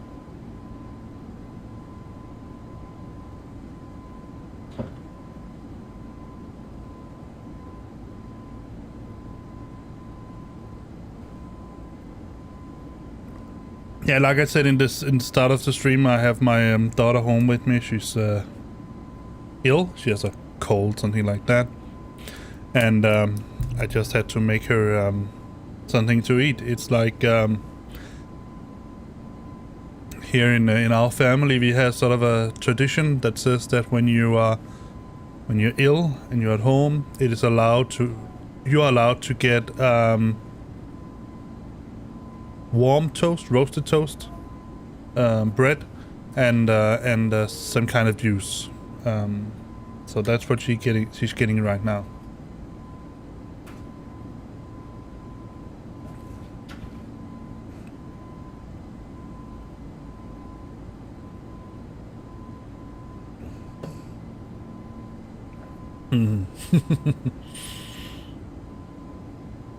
Yeah. She thinks that's too, Shaheen. I can tell you. Because it's usually like this. I'm pretty sure she will. She has I wouldn't even call it a slight fever. I mean, it's 37.3 something Celsius. She actually managed to change our thermometer to Fahrenheit, so I can say it's about 99.7 or something like that in Fahrenheit.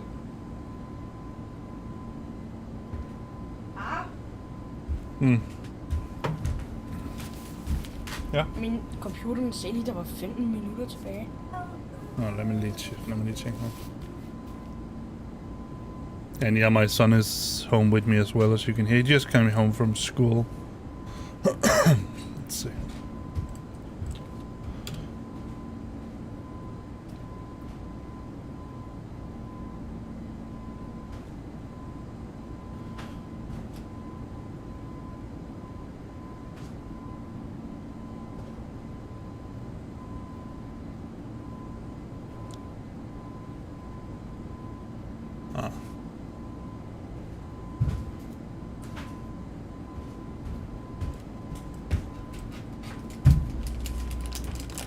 Må jeg gerne tage den her? Hvad? Må jeg gerne tage den her? Nej. Hvad hvis jeg deler den med Sofie? Nej, for det er mors. Okay. Det er noget af mors, Sofie.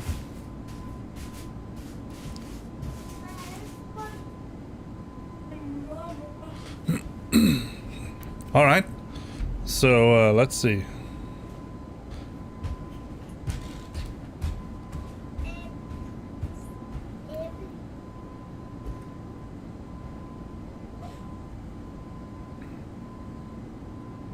Looks nice. Looks okay. So when are we expected? We're expecting to be there in a little over an hour. An hour and 20 minutes. 27 minutes. No. An hour and 17 minutes. That wouldn't make any sense if it was 27 minutes.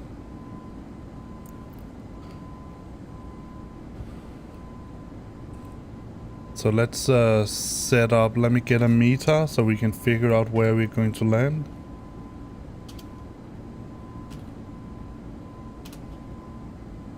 Ah, now we get a wind. Perfect. So 0604 knots. Alright, let me get a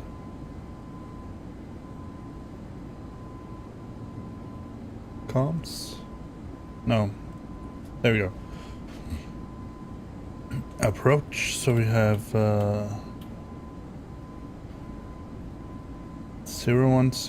and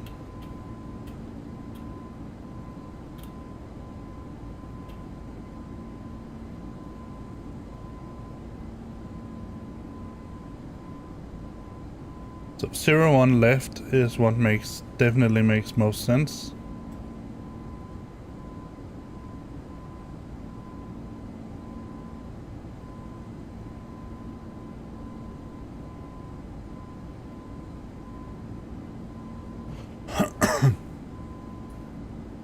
Yeah, the thing is, Shaheen, that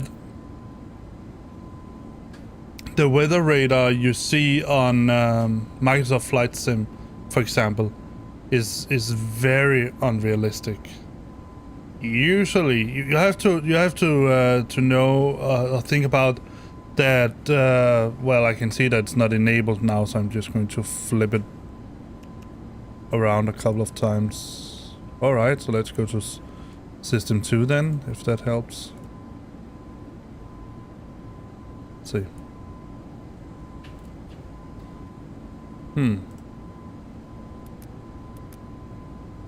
Interesting.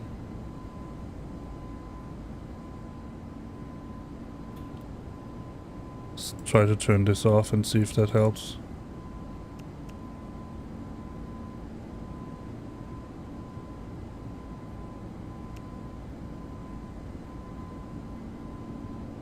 Yeah, WXL. Let me try to turn predicted wind shear to auto.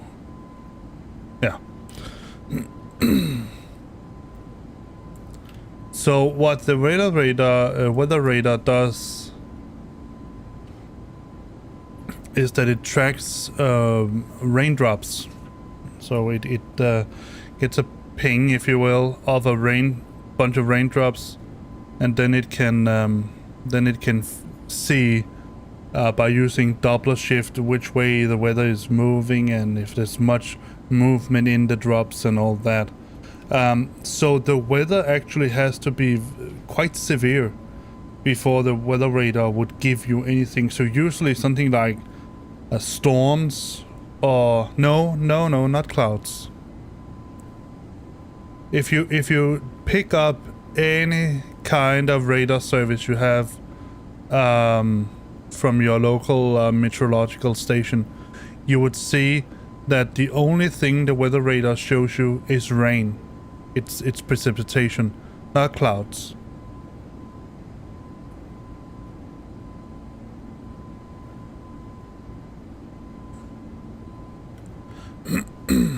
And that's also the only way it can track turbulence, by looking at how the raindrops, they move around.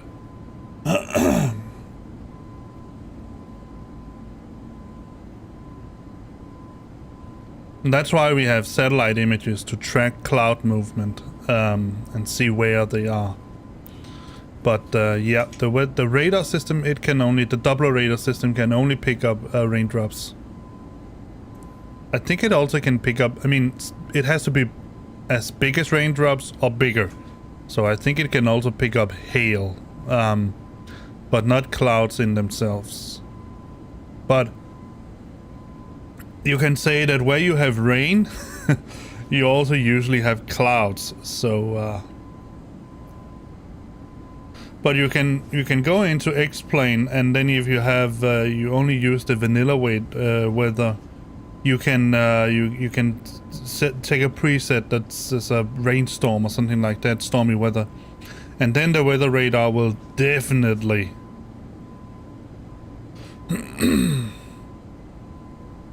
give you something.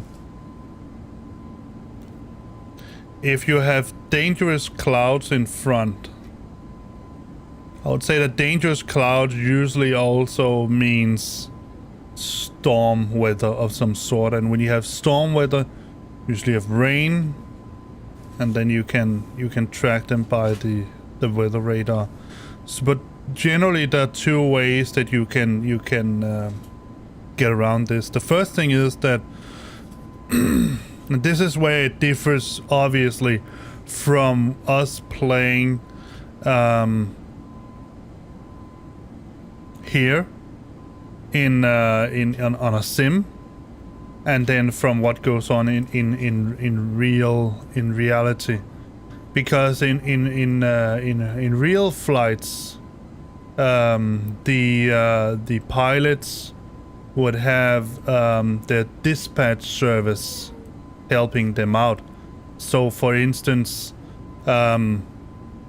dispatch would track the flight and have a lot of overlays that they can put on that tracking, so they can see satellite images, rain, precipitation, all of that.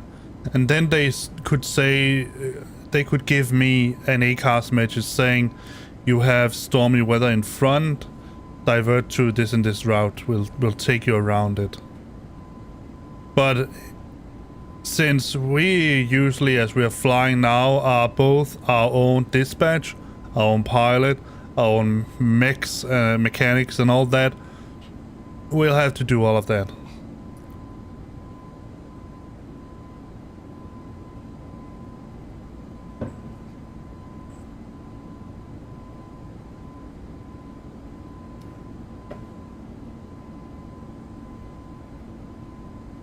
So what you could do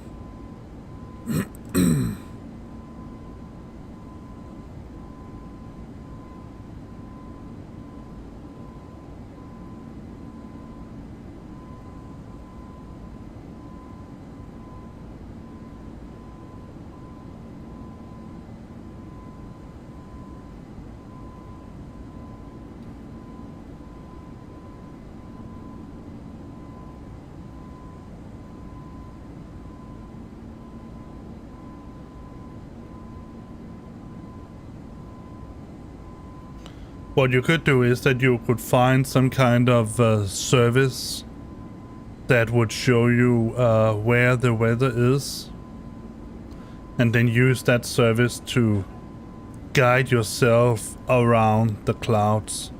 But usually I would say, for the most part, that clouds that are not storm clouds, I mean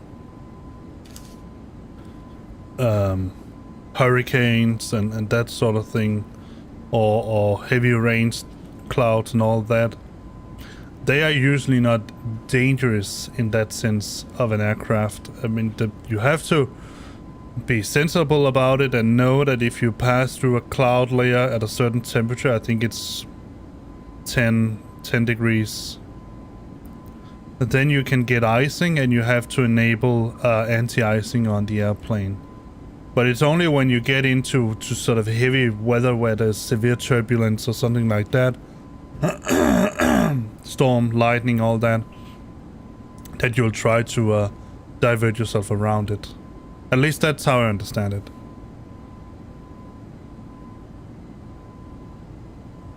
So you could say that when you see something that is red or green on the weather radar, then usually try to fly around it. If not, it should be pretty safe.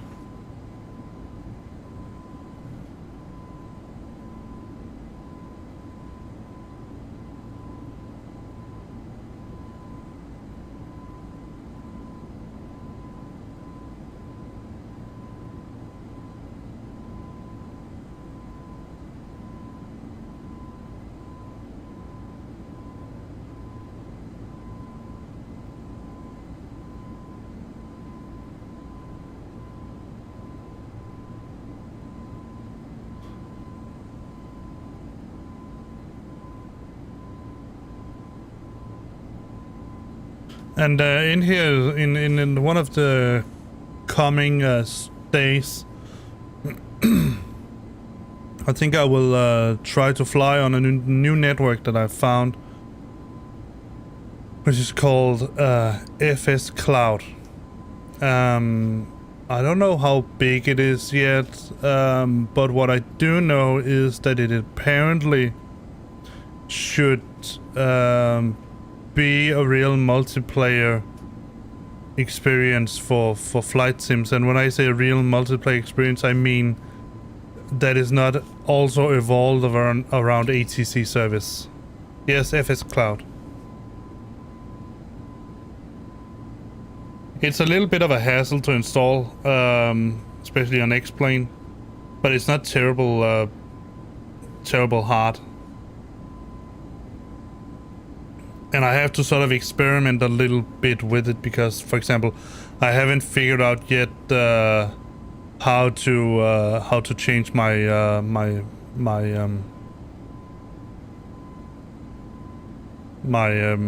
call sign. I could decipher that. Tommy, don't worry. Be careful of all those signs, otherwise you'll symbols.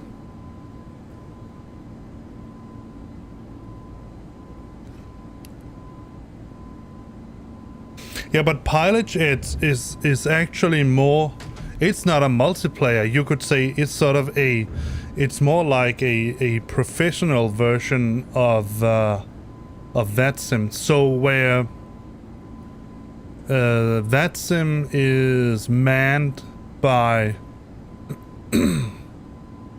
volunteers that doesn't get paid.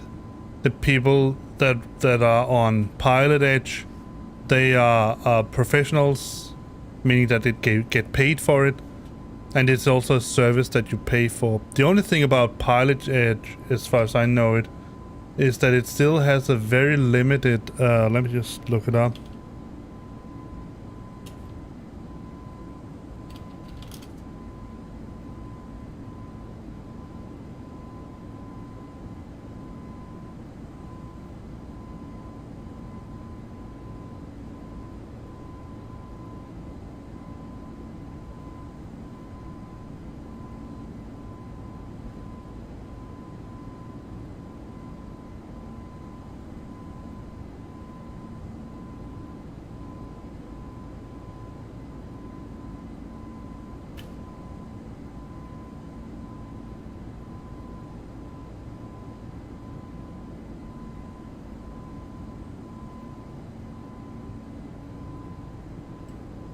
I mean, the coverage of, let me just see if I can share this page with you. The coverage of Pilot Edge is, of course, it's big. I mean, it's a big area. There's a lot of runways and airports to cover just in those, what is it? 1, 2, 3, 4, 5, 6 states that they have: Colorado, Idaho, Montana,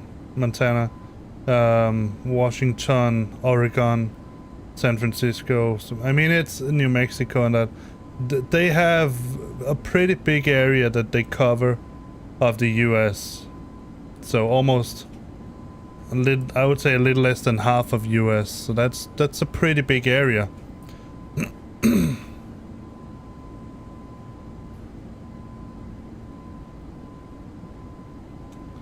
But it's still very much limited compared to VATSIM, for example, which covers the entire world. But the obvious advantage of Pilot Edge is that if you are online and flying within the opening hours, you have ATC coverage everywhere.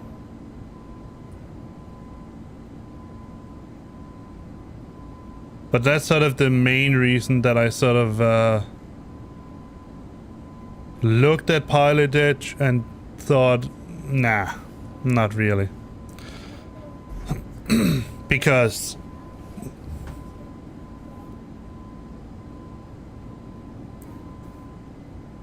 Yeah, exactly. So my opinion is that from that point of view, instead of spending some money on a service that for one isn't really very much active in the area where I'm usually active, which is in Europe, and also isn't very much active in the time zone. I mean, the times where I'm active, you can see, I think that they were, what did they write? Usually it's 8 a.m. to 11 p.m. Pacific. So that means that you can hear my daughter singing in the background. That would mean that would, let me just try to convert it. Was it PST, Pacific Standard Time, to Central Europe, Central European Time.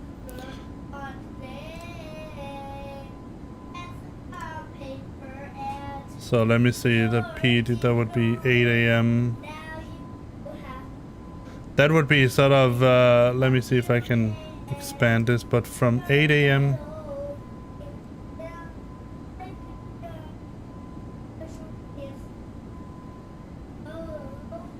up to, what was it? 11 p.m. So that would be in the time area from 5 p.m. to around 8 a.m. for me. And I mean, that wouldn't really work. So instead of having paying for a service, and I think it's not actually,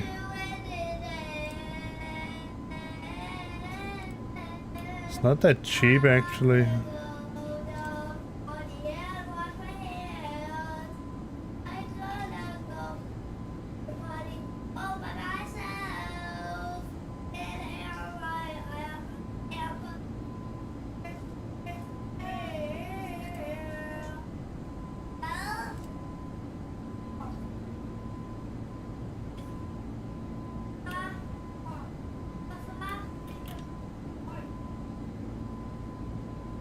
If I can find prices somewhere.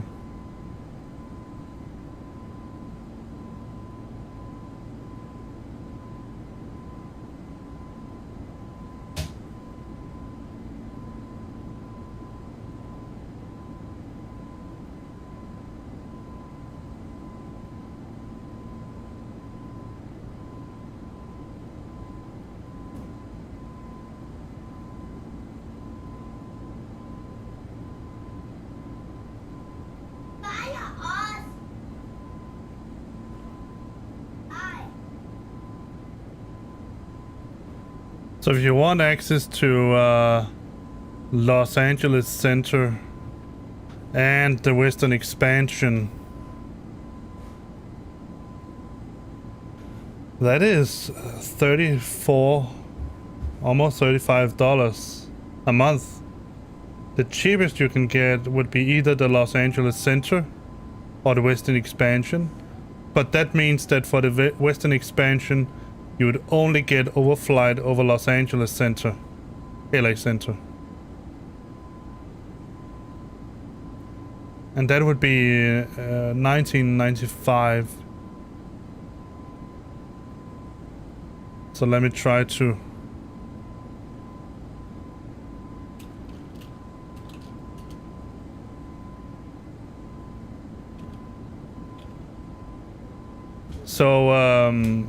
yeah, that would be around 255 or 54 of my Danish kroner, and 1995, that's about 100 or something.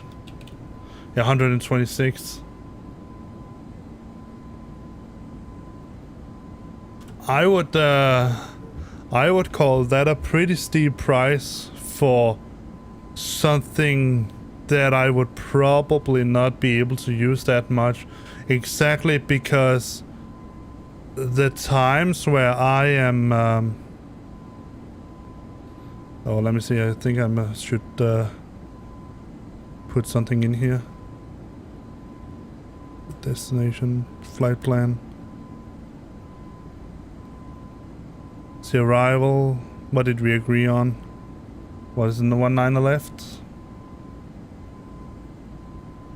01 left.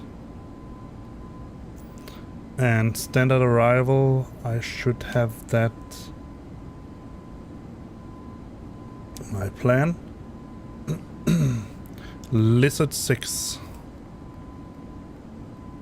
I'll get back to this little talk here, and there's only one.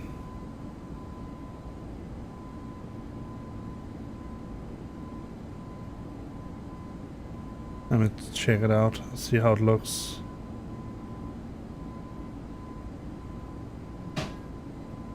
Where are we? Oh, we are still a little away. Let's see, Tampa's there.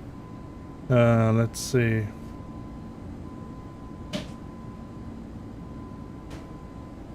Arrival. Say lizard, approach. Let's try to put in pi.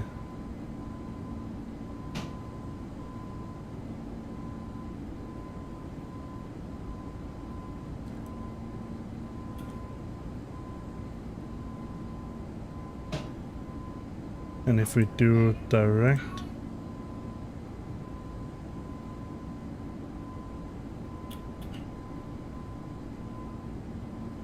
alright, let's just put in pi then.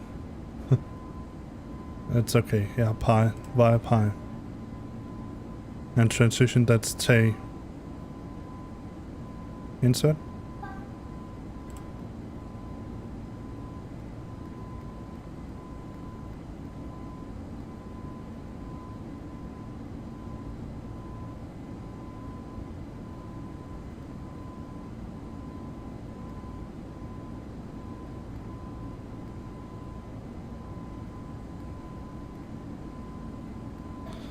Alright, let's see how that looks. Hello, Rusty. Welcome to the stream. Didn't even see you, man.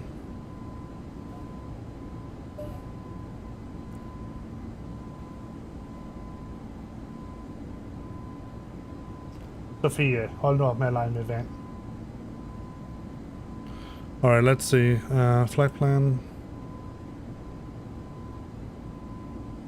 Do we dead Tay? Jason, Grassen. Let me just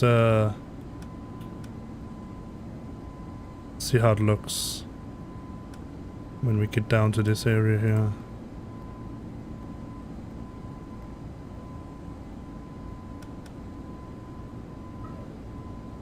Yeah, that's pi.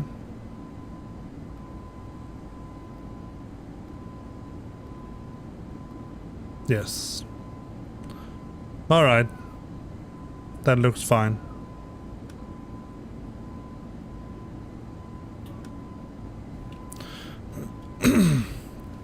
Yeah, so instead of using money, spending money on a service that I would probably not get to use that much anyway, my opinion is that it's much more useful for me to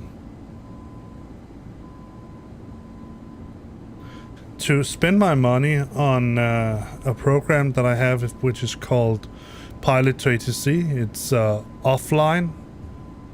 Yeah, I heard that people say that the VAO is more active on the European side, and VATSIM is more active in the US side.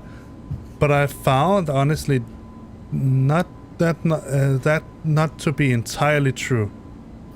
Sometimes VAO is more active in EU, and sometimes VATSIM is.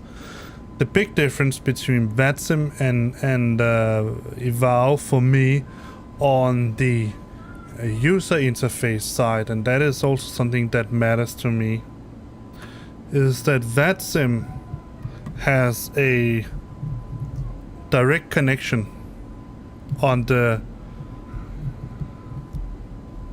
software side with the X-Plane TCAS system, meaning that if you encounter another player,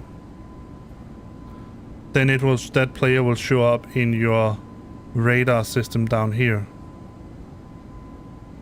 That is not true for EVAO, and even though that's a small thing compared to a lot of other stuff, it matters to me anyway that I don't have that, because that breaks the immersion a little bit, that I have to have the TCAS system on my secondary monitor and look at it there instead of having it right down here. Oh, we're still in Overland. You can get a map here.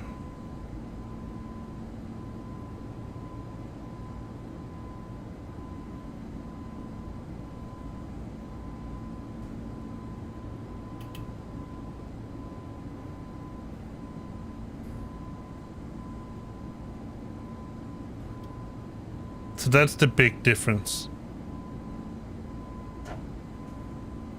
And for that matter, right now I am flying around in the US, so in that context it matters even less. Alright, let's see, what was it? We had the Lizard 6 arrival. Let's pin that. We use the runway 01 left. Let's pin that. Taxi, let's get airport info. Pin that. So I can see already now that if you're going to land on 01 left, probably use something like, depending on how much runway we use, Whiskey 6, Whiskey 7, thereabout, in order to exit the runway, and then we're going to use Alpha Bravo to somewhere around that. I don't know.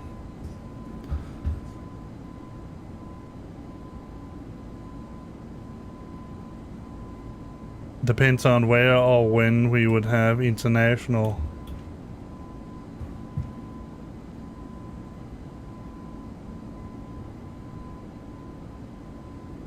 Or maybe we would follow the runways, the taxiways down a little further, and then try to get up at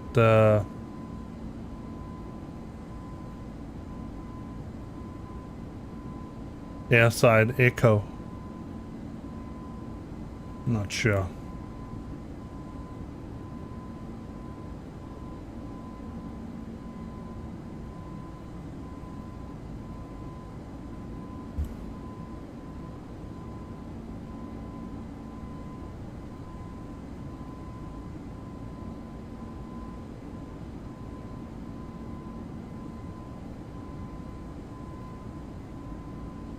Doesn't really say anything about if there's any international or any gates that are specific. Oh, lost connection for a while, and back again.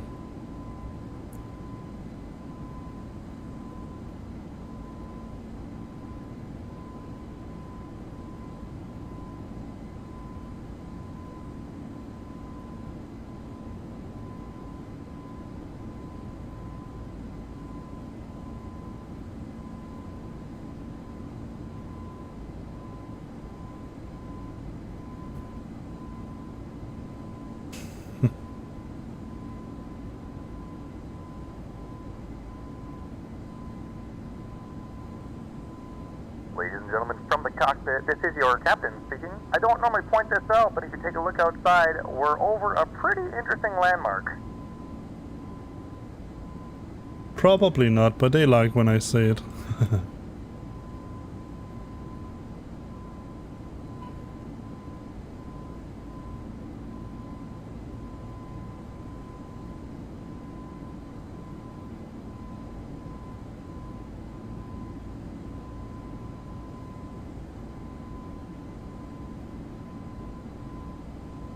Alright, let's get another measurement for PFPX now that I come to think of it. And we are flying straight out and nothing much else is going on. So let's go to aircraft database. And then the right aircraft. APM. Add. And the gross weight is 78600. Altitude is still flight level 340. Cost index is 10. Just to be sure. 10, yes.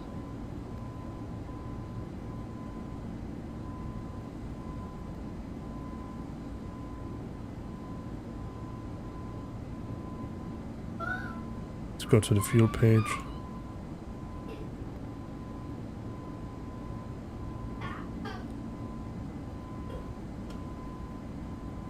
Uh, 448. 451. That is 40 kilograms per minute.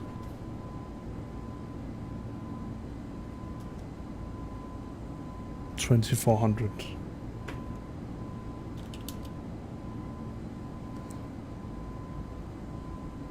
And true air temperature is -25.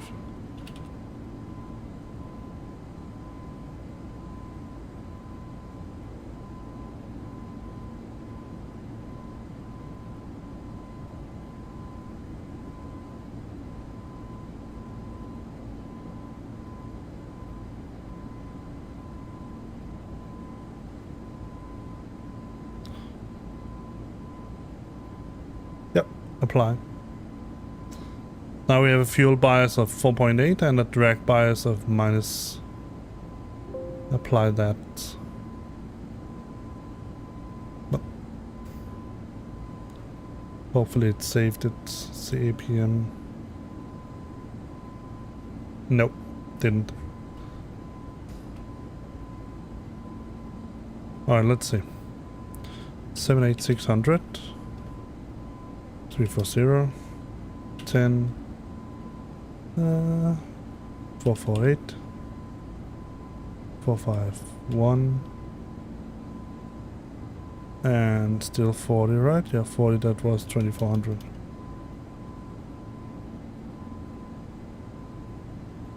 And true average is -25.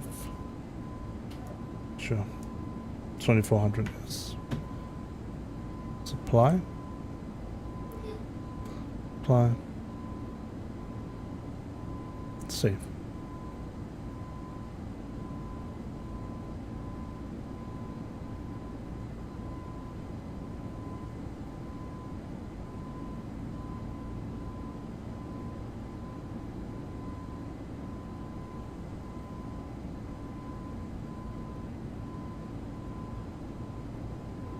All right, there we go. So let me see if I can get a reasonable calculation from VAS here for landing. So we are landing at Tampa Bay. Runway 01 left. Let's get a meter.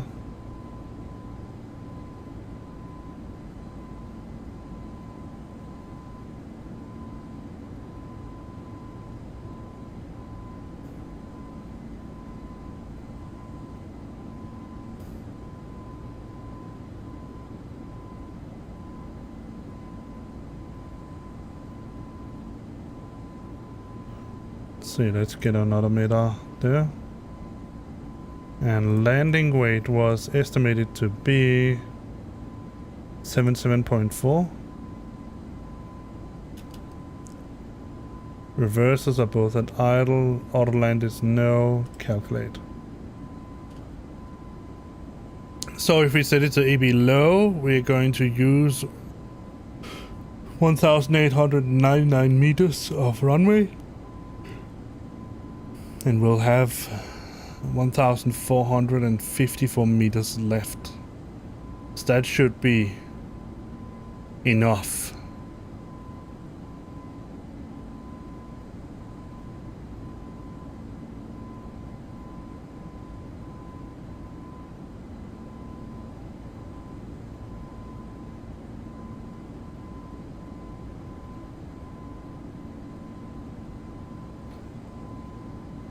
That seems reasonable.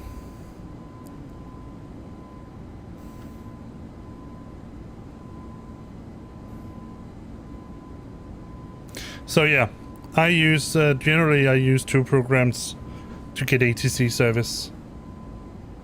For one, I use the offline service, if you will. It's not really a service, it's a program, but I mean, call it what you will. It's called Pilot to ATC. It's a program. It's pretty expensive. I think it's around 50, 40, I don't know, I can't remember. Something around €1. So you pay for it, but then again you get a pretty sophisticated and cool ATC service. An ATC service that is you can talk to because it uses voice recognition. It's not perfect, so it will not always get your voice recognition perfectly. And there obviously is another very, very, very big disadvantage of it, is that whether you fly online with some kind of multiplayer tool like I would expect FS Cloud to be, or whether you just use something like live traffic to get real airplanes, I mean real life airplanes in as AIs, you'll still have that distinct problem that Pilot to ATC is only able to direct you around. So if there is an airplane on the runway that is getting out, that is making ready for takeoff, and you have been cleared for landing, the ATC will tell you to go around, and you can hopefully pretty quickly figure out where that would be heading.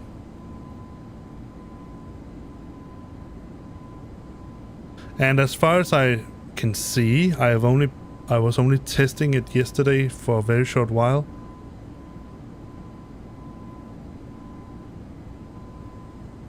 But as far as I can see, FS Cloud is not that big yet, meaning that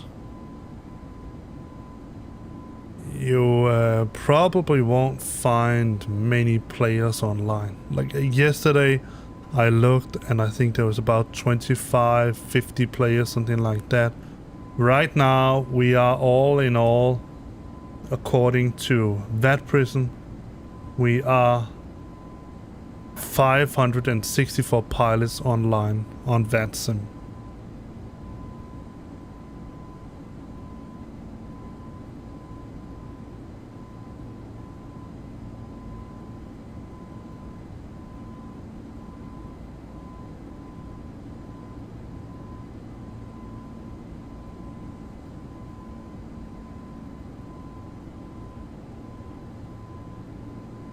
I'll be right back. I just have to see what the heck my daughter is doing with a lot of water.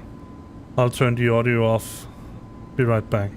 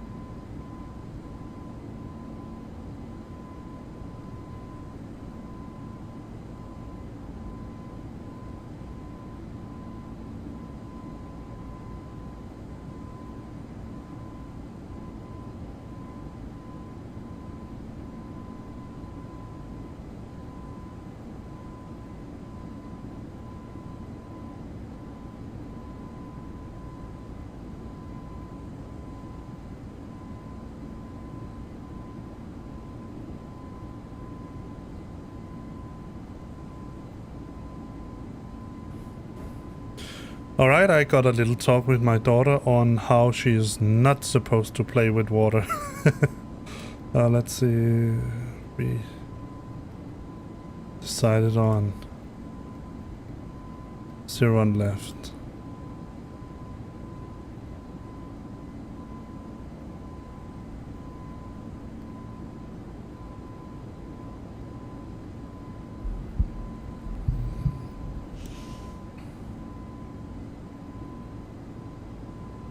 Let me just check something. I want to see something.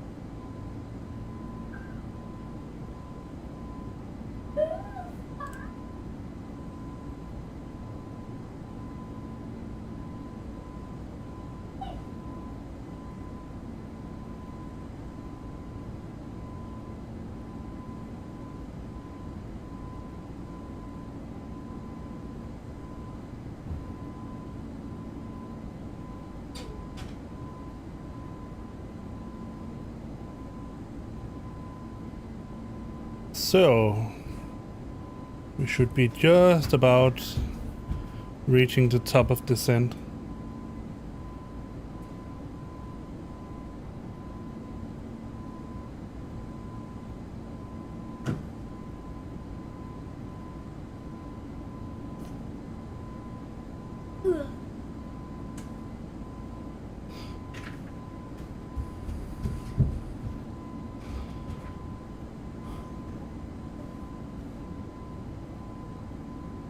Well, obviously there's a while to that yet. Let me see how much time we have.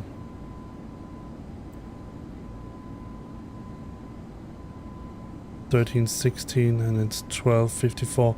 All right, I would surmise I have time to go and brew myself a cup of coffee. So I'll go do that and I'll be right back. I'll put up the sign. I'm not sure. I don't think it'll take 10 minutes, but just to let you know that I'm not here.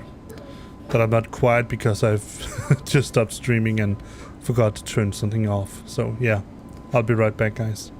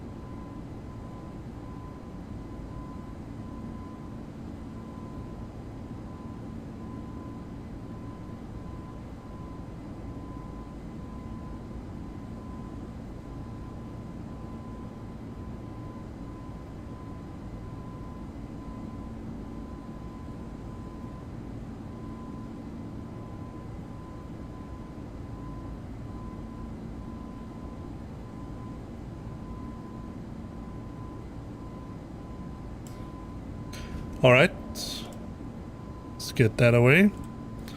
So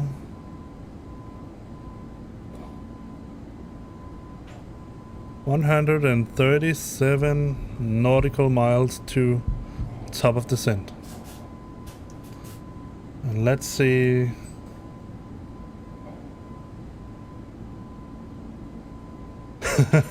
On the lizard page, what makes sense in this context here? I say lizard page, I mean the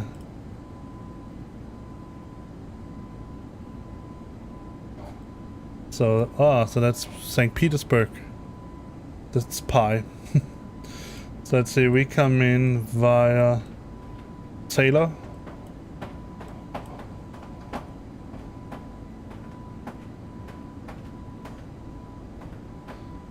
There it says 11,000.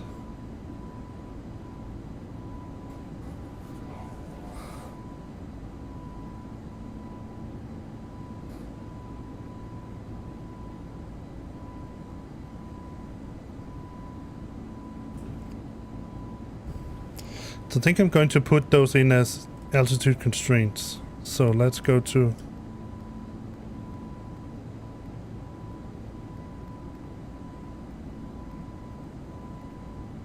we're already there. So let's on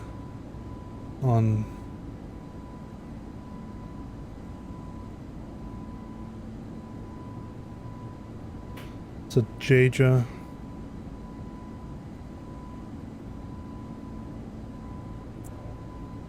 Let's put that in, let's say plus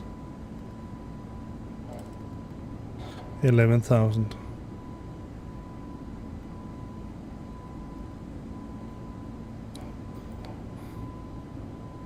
And then add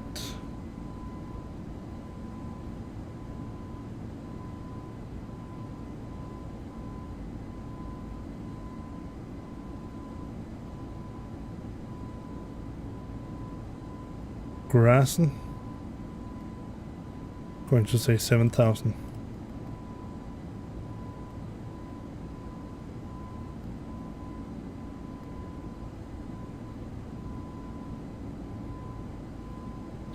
So we already reached the top of descent, so we're going to set that to 11,000. Up. United 1640, descent flight level 110. Well, let's do that. Let's just make an open descent.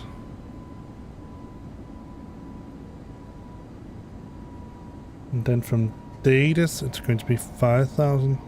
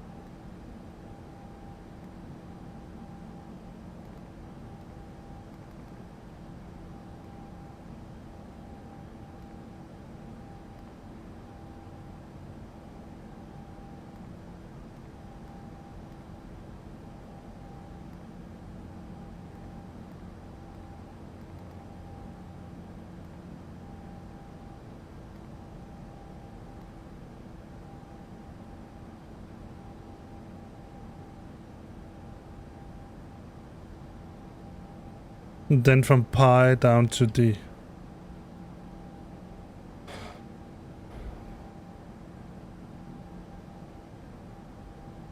Just set it to 5,000.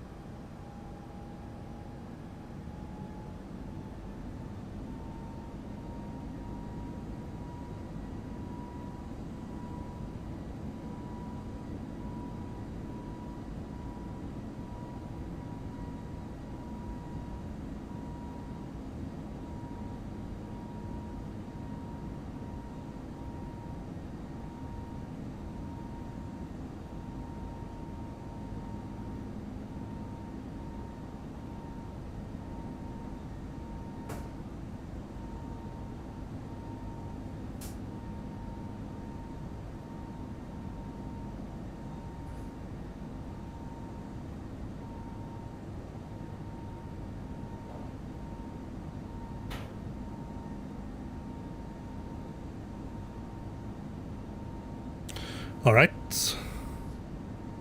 So we are slowly getting ready to... Oh, let me make it an open descent until we reach 11,000.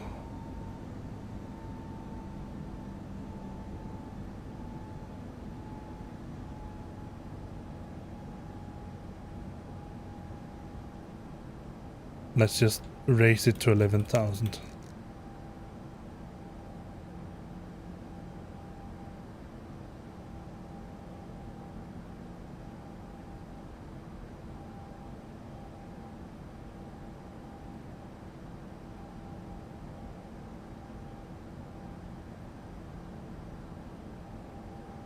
Hello, Callus.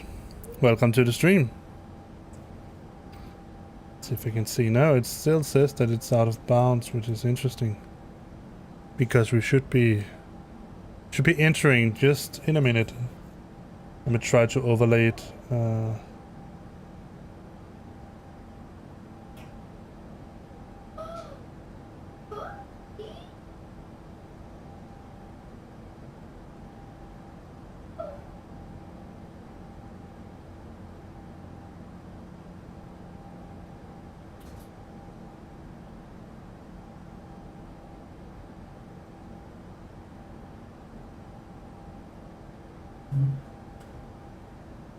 There we go. Tail is at 6. And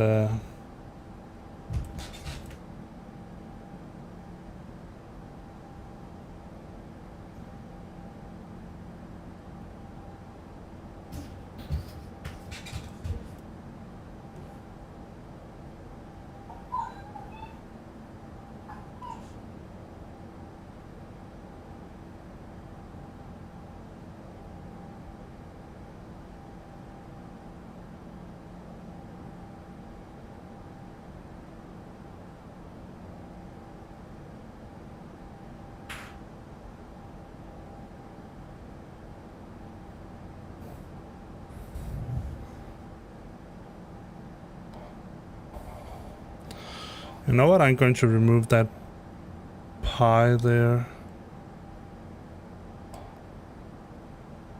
Arrival. Left. This at 6. No bias.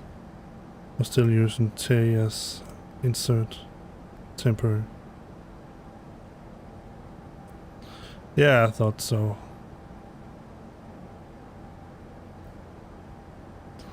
And we can just do it direct to Grassen.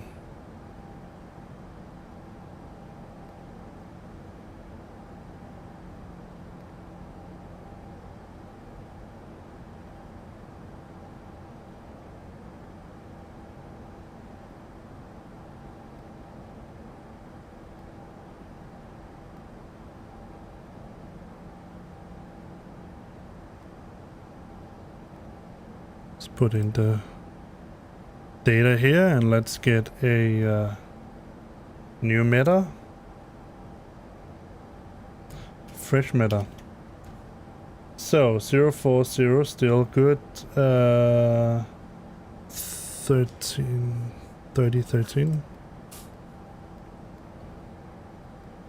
Temperature is 26. Nice and warm. That was 040. 40. 03.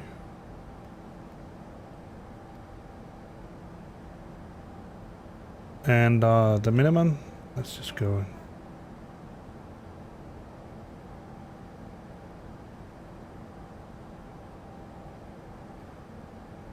100.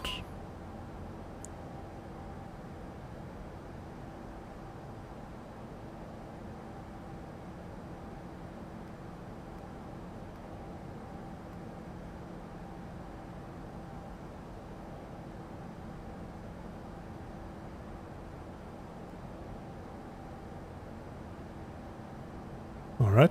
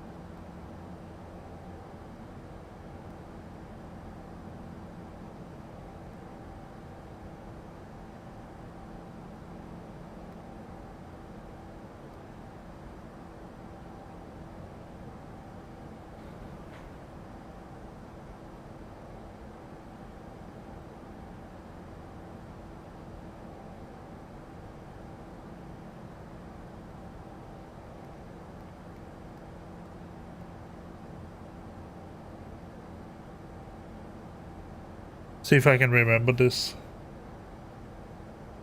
So we're going to use a 007. So I hope that I'm right about this, but you're going to see. But I mean, I seem to believe that if I wanted to, let's go to turn this to, and it was 1330. There. Let's turn these on.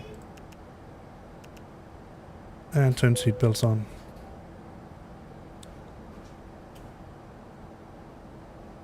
So, Return to your seat as the seatbelt sign is now on.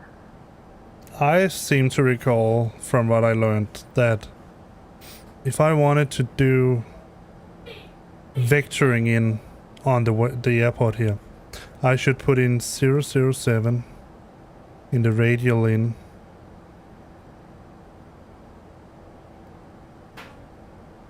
Radial out then? No. Put that in as direct and then put this in as, and then say direct insert and then go up here and select the heading again. But I'm going to do that now. It should give me a line that I can use in order to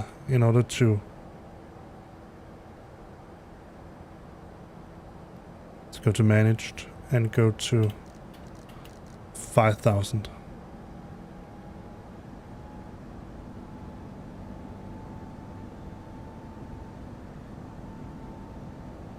Let's get a flyby.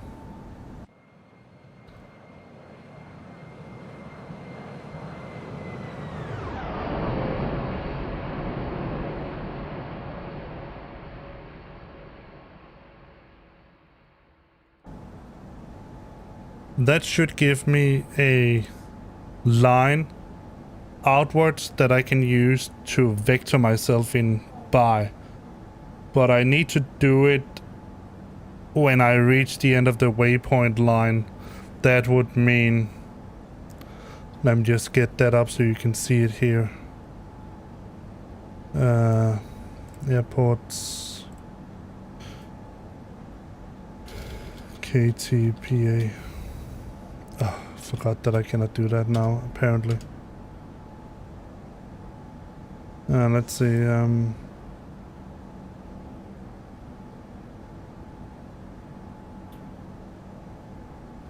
this at 6.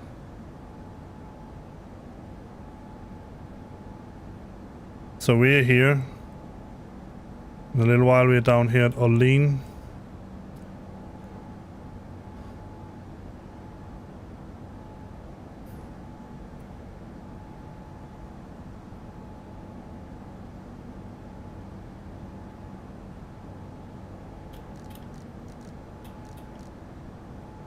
To the 13,000. No, let's just set it down to the 5,000. Going to follow these numbers here, 7,000. So we're going to, when we reach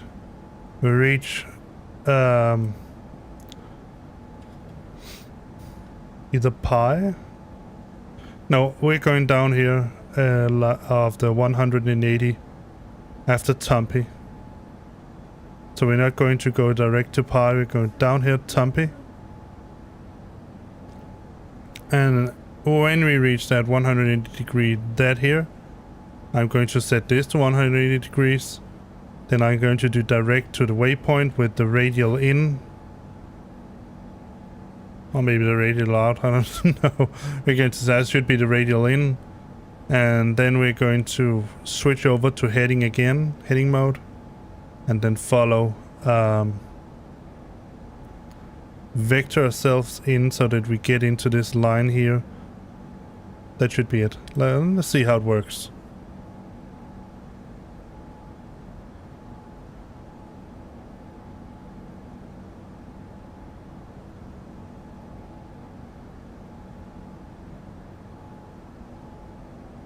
Let me just see what my entry altitude for the, that's 2,600. All right, so let's set it to that.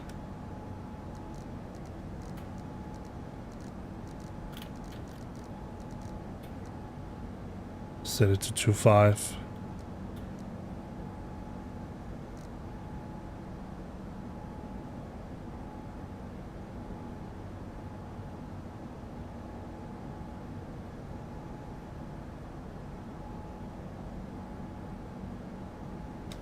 Tampa Bay traffic, United 1640, inbound ILS runway 01 left, Tampa Bay.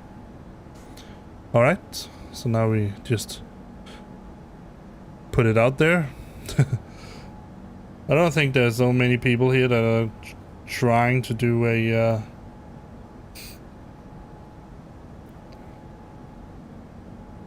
we could also do a hole at Lagoon. But I wanted to try to vector myself in this time.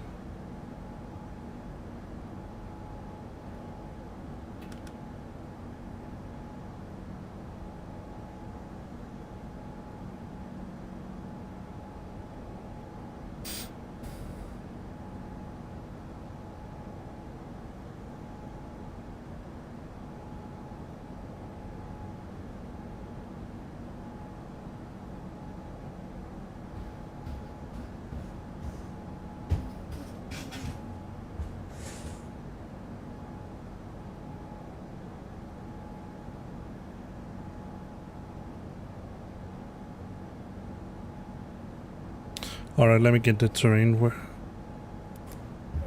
radar on here, and let's turn the weather radar on there.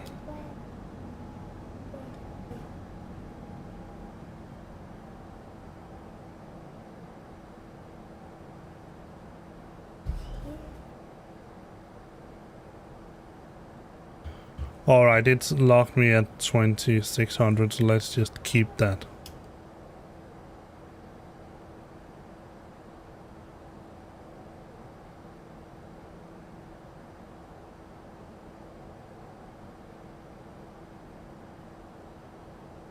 We have begun our final descent into Tampa. Flight attendants will be passing through the cabin to collect any trash one final time. Please ensure tray tables are stowed and seats are in the full upright position. Please also store any carry-on items either in the seat back pocket or under the seat in front of you. Please complete all Wi-Fi related tasks and stow any larger electronics.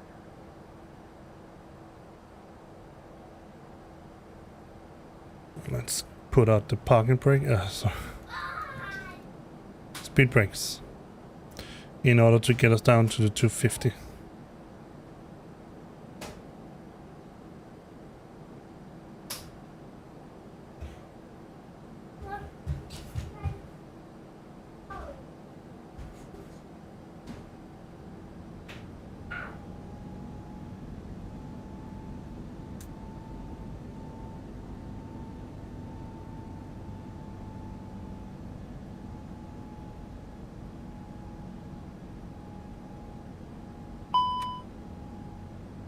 Just move the speed, the throttle a little bit. How are you doing, Callus? Sorry, you came in at a time where I was a little bit occupied by figuring out my how to vector myself in.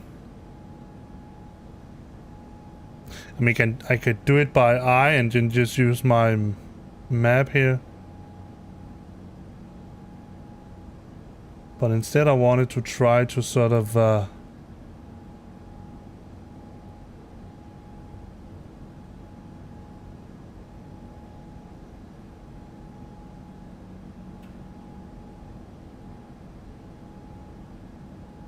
do it in a more right way.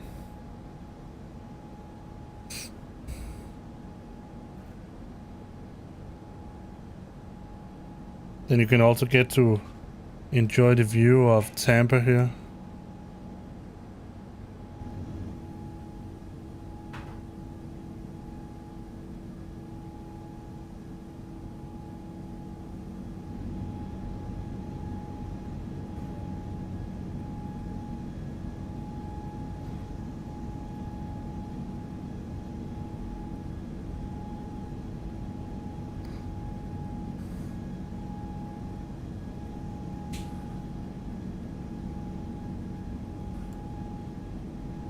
Look at that. That looks pretty nice. I don't know if Tampa really looks like that, but I'm betting it does.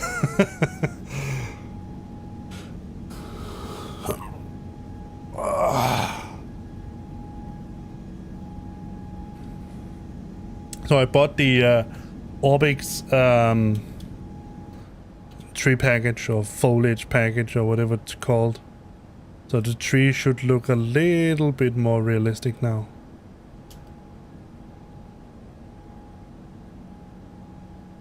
Alright, so we're approaching the final waypoint.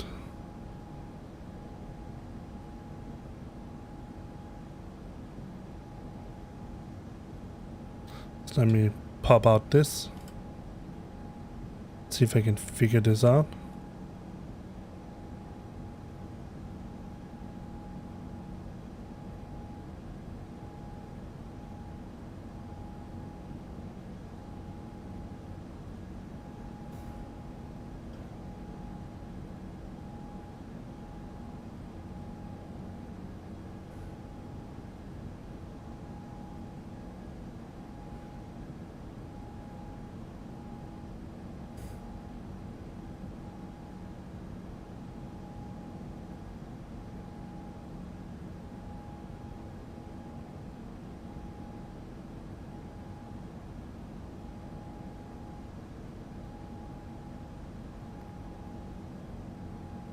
$17 degrees, alright.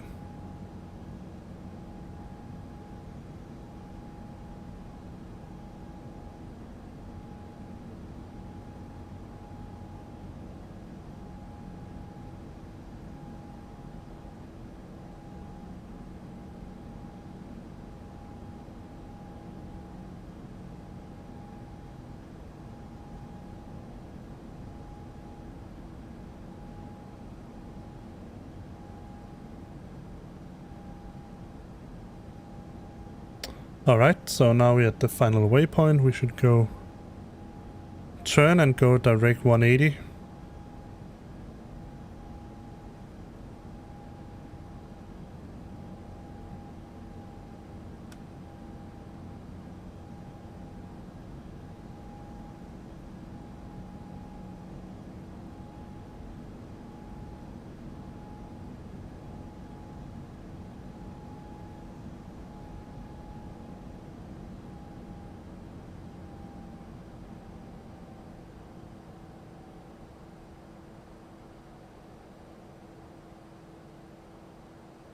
Alright, we should be up, heading 180 now.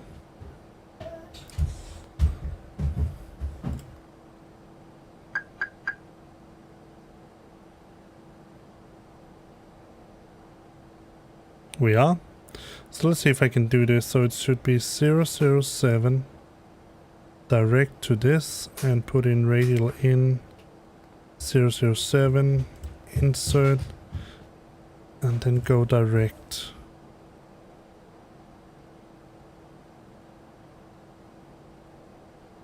Alright, fair enough. Then clear. Direct. 007. Let's try radial out. And go.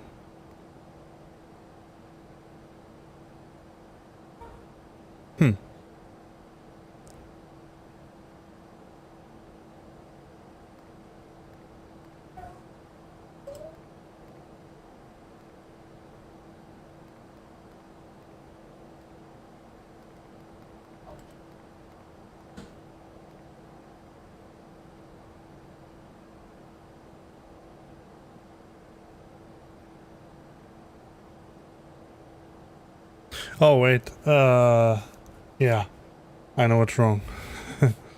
Let's see,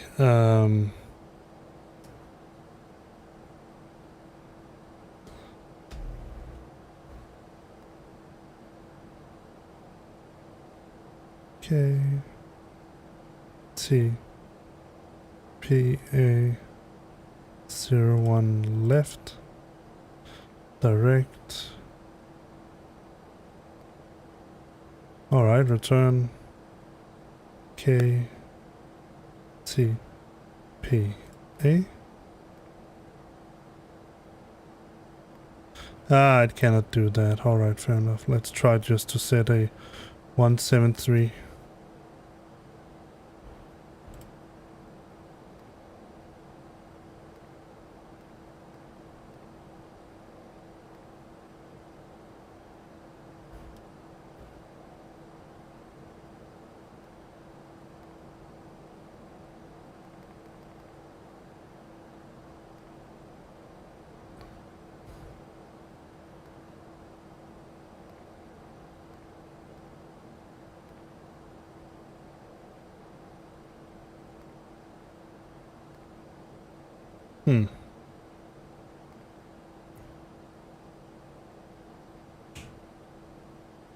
Alright.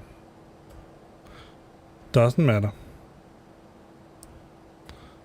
So we're flying 180.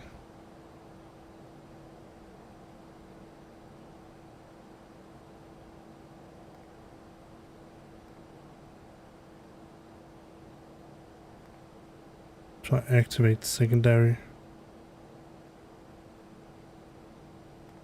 Go direct to, so it's going to be 173.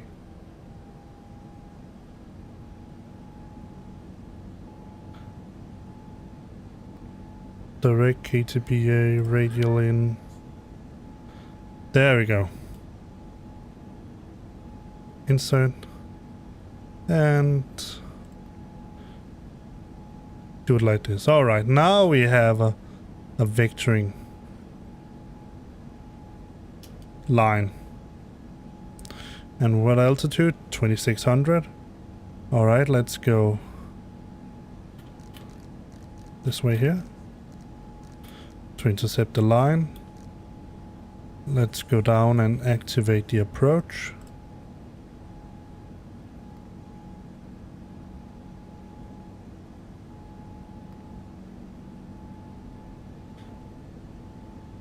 Oh, it forgot that. Hopefully not.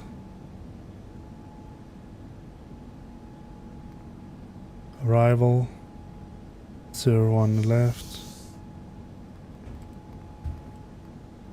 Let's just say no to all of it. No standard arrival. No via. No transition.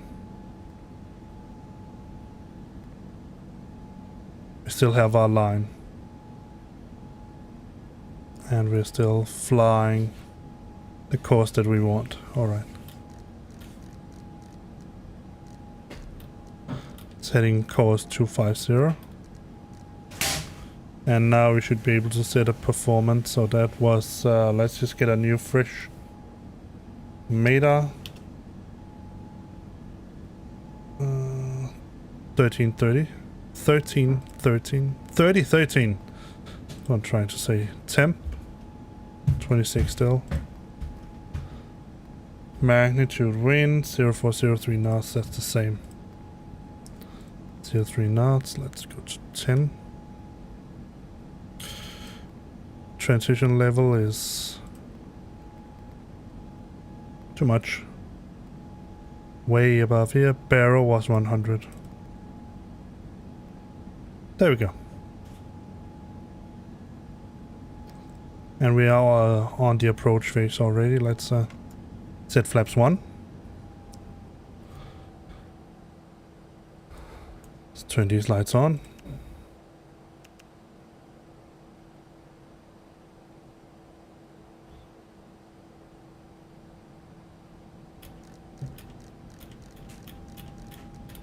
Let's go intercept it directly, 280.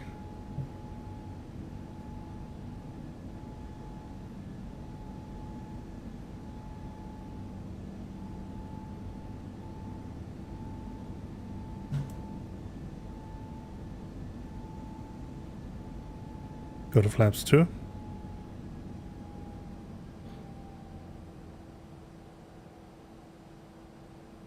And then it's 007. Let's turn on the landing system.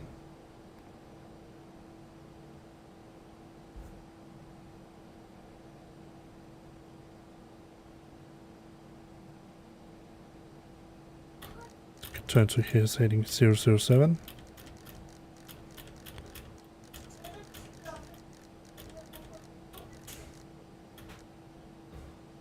Go to flat 3.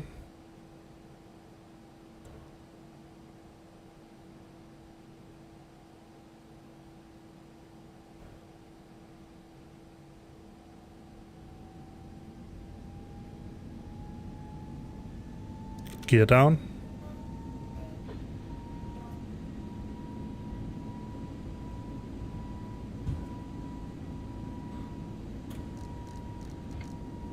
Follow this line here.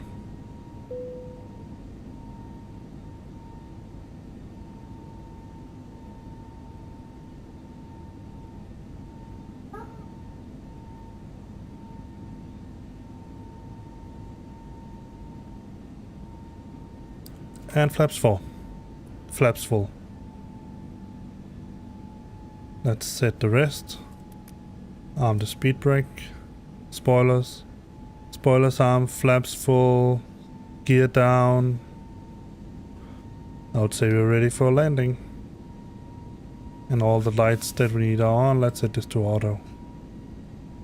And this can go to 1 because it's daytime now. Alright. Let's intercept that go over here.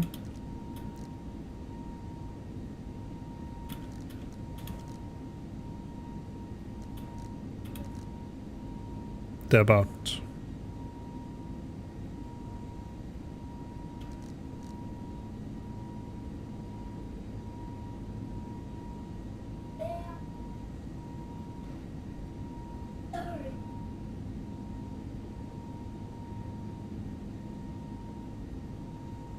Let's turn on the approach. Turn on the secondary autopilot. Set this to managed.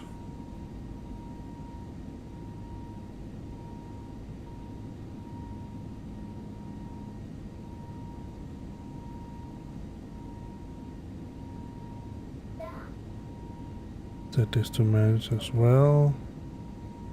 Everything should be managed. Let me see. So when we captured, I'm going to set the altitude to 3000. Localizer. Glide slope is being captured.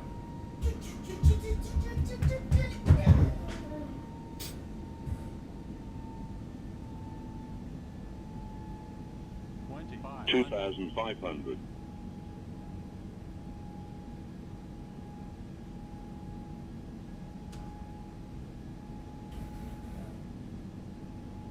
All right, let's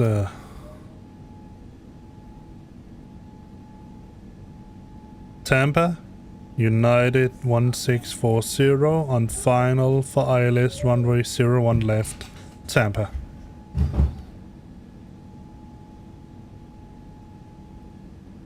Alright, so we have captured it, so let's set the go around altitude to 3000.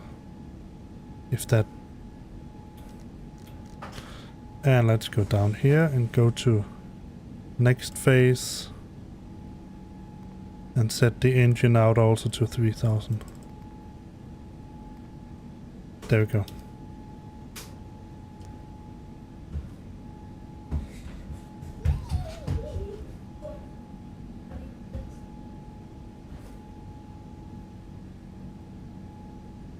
Alright, let me get my feet up. A little bit off, but I suppose that's okay. We don't have much wind, so that's a good thing.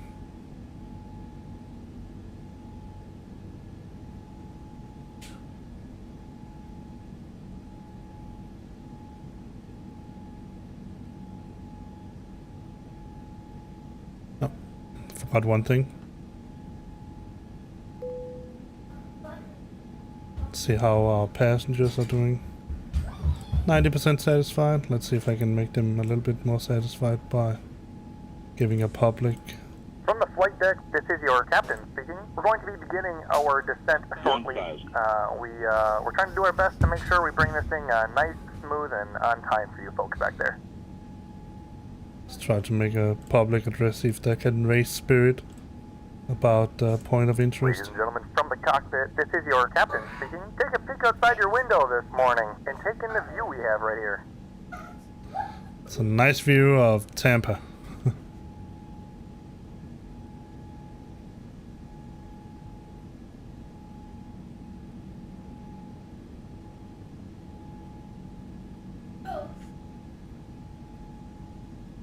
Five hundred. I have 2 callouts. Please stop that. 400.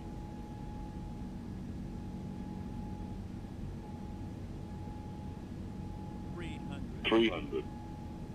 Alright. Autopilot off. 200. 100 above.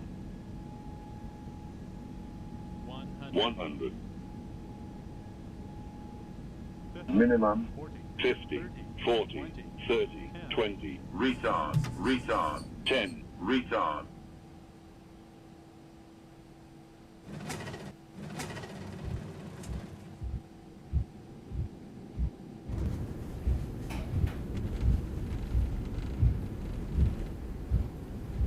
Alright, let's see where we can exit.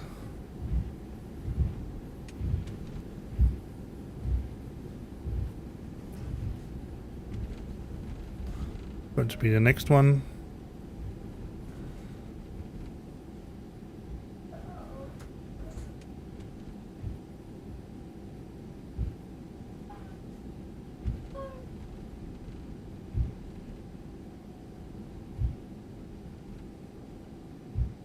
Ladies and gentlemen, welcome to Tampa. The local time is 9:36 a.m. and it's currently about 79 degrees Fahrenheit. You can now use your mobile devices. Please remain seated until the aircraft has come to a complete stop and the seatbelt sign is turned off. Remember to use caution when opening the overhead bins as items may have shifted during the flight. If this is your final destination, we thank you for flying with us and we hope to see you again soon.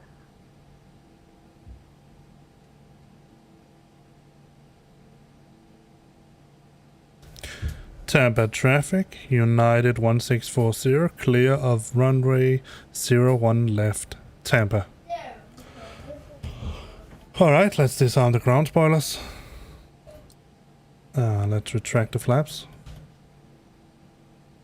Start the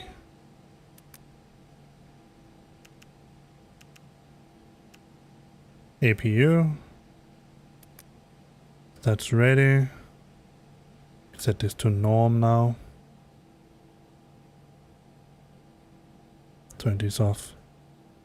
See anything else we need to do? Let's turn off the weather radar.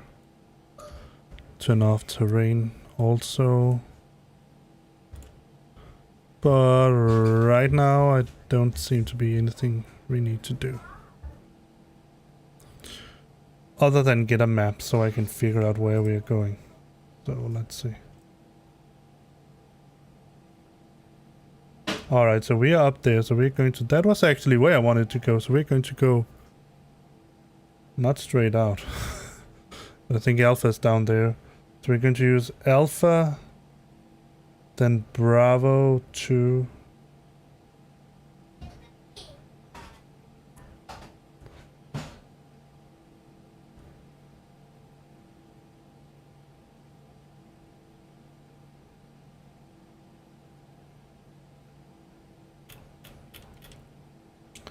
to stand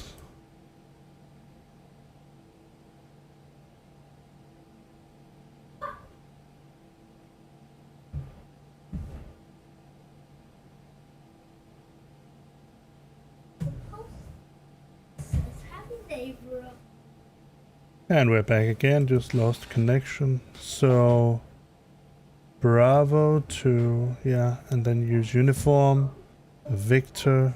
Let me write that down so that I have it all.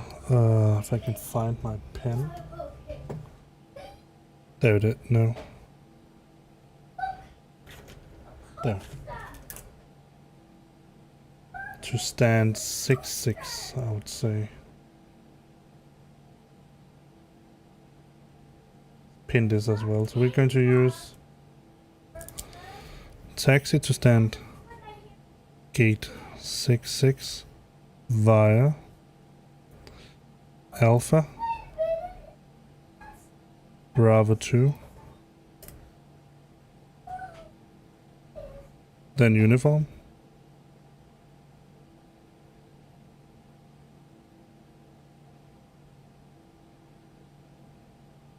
and that's it. Alright. Tampa traffic, United 1640, taxi to gate 66 via taxiways Alpha, Bravo 2, and uniform. Tampa traffic. I don't think I needed to say Tampa traffic, but I did it anyways. Alright, let's get this show on the road. So we have everything set, we have that set to taxi, we have that turned on. Just turn the APU bleed on as well. And there's nothing else we need to do. Let me get a, never used this before, so let's get a checklist. Let's try the after landing, see what it says. Reverser, already did that, yes. Auto brakes, yes. Speed brakes, engine flaps, transponder. C-gas, not exactly, but I'll remember it. Chronometer, reset and start. Strobe lights, set to auto, yes.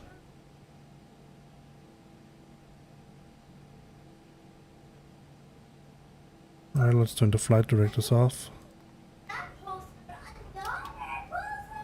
And I already did APU start, APU avail. Runway turn off and nose light.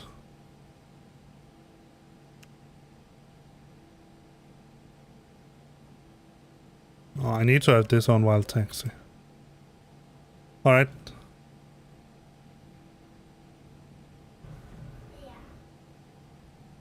So pretty sure we need to go this way in order to get to Alpha.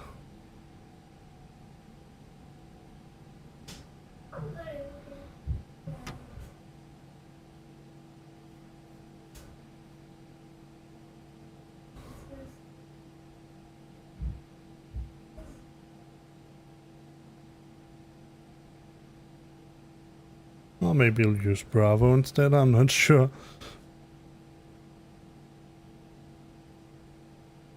Yeah, it's going to be a Bravo for some reason. Thought that should be an Alpha. Maybe this is an old airport.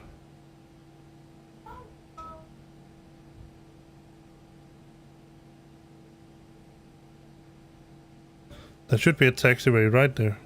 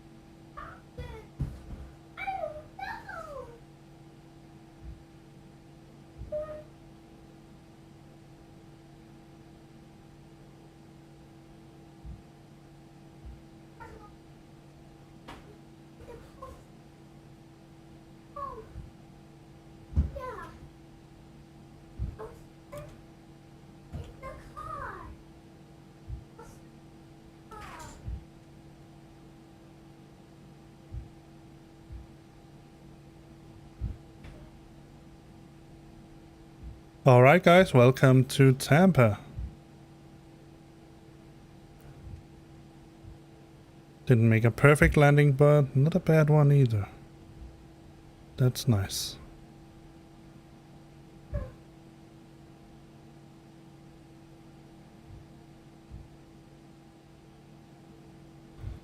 So 66 should be right around here. Let's see, what is this? 65? Yeah.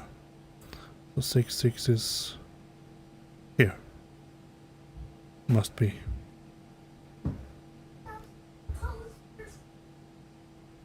And it certainly is.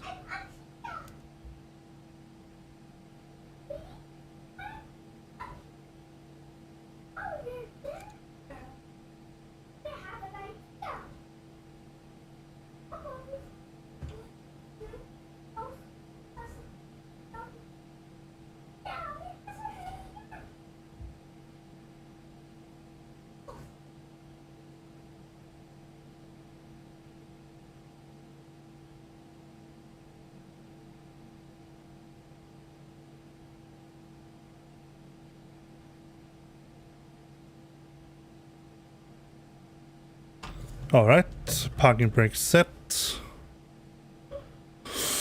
Let's see what we need to do. We need to turn off engine 2.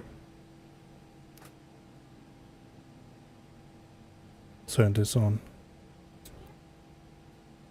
The cooler. Let's check. Oh yeah, let's turn these off as well.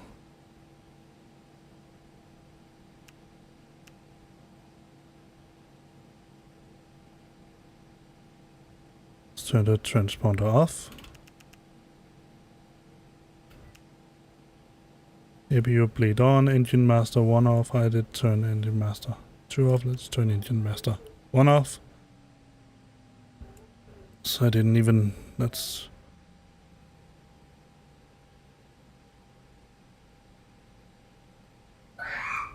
unlock the cockpit door. Seatbelt signs off. Let's get this.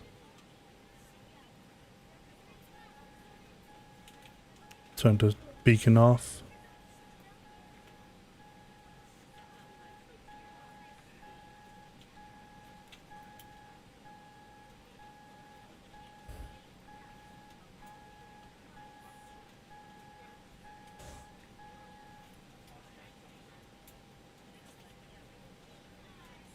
Let's open some doors.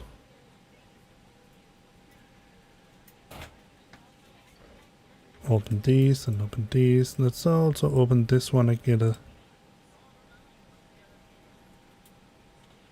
this one and this one and this one and this one and a GPU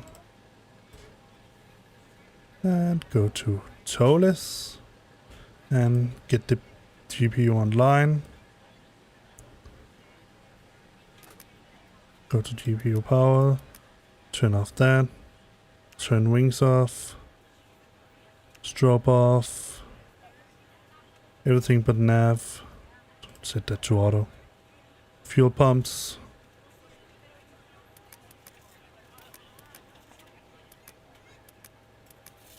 All off. Beacon light off. External power. And wait until we have no passengers. Let's take a look outside.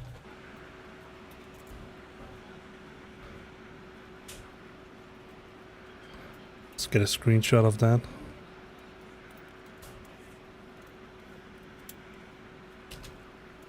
Even though the cargo is going, the bags are going the wrong way, the wagon will be filled up. It's magic.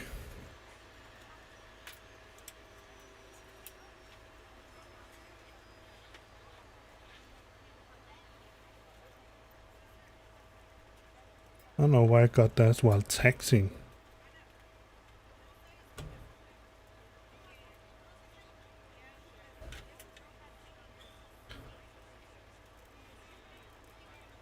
Go to cold and dark and let's see what it says.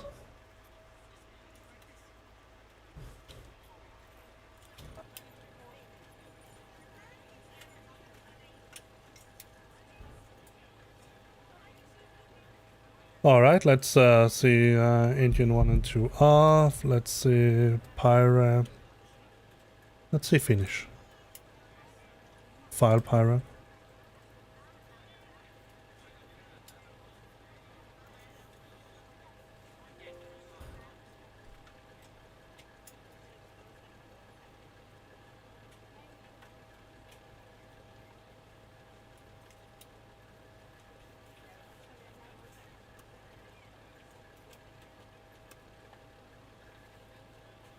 Total 2 hours, total 1 flight. I have earned $469.74. That's not bad for 2 hours of work.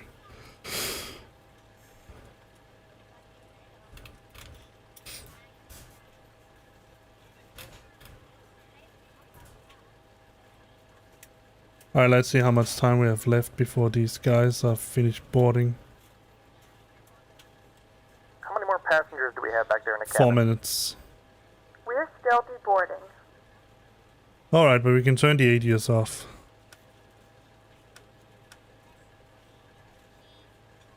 And we can also turn the no smoking sign off as well.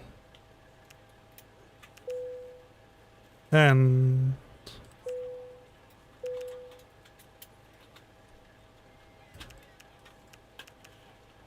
nav logo, strobe light off. Yeah, but there's no econ flow here.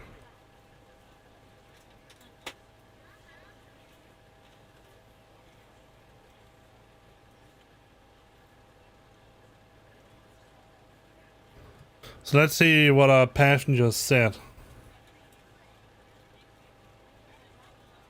about the flight. I can show you how we're doing. There's about 2 minutes left, so let's see. PAX, there we go.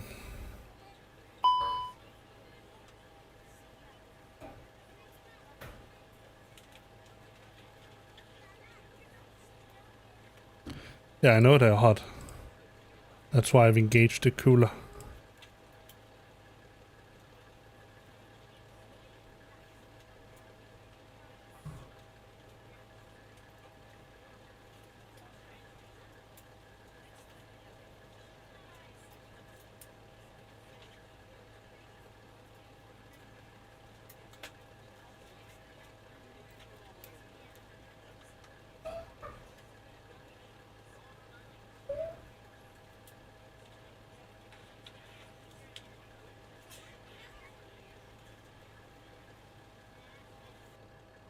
Alright, let's try something. I just wanted to try. Oh. Just going to remove PAX for a second because my mouse disappears. Let's try ground handling. Let's get the stairs over here and make that go away.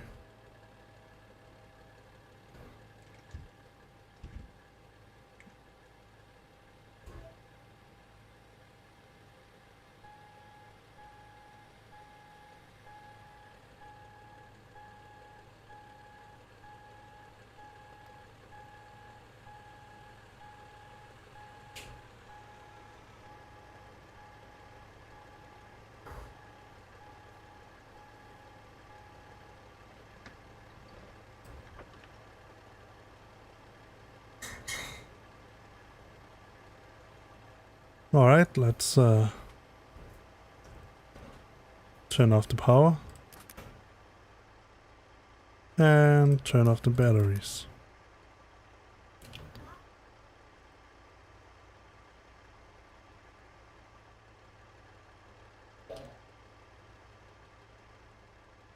Let's try to go out.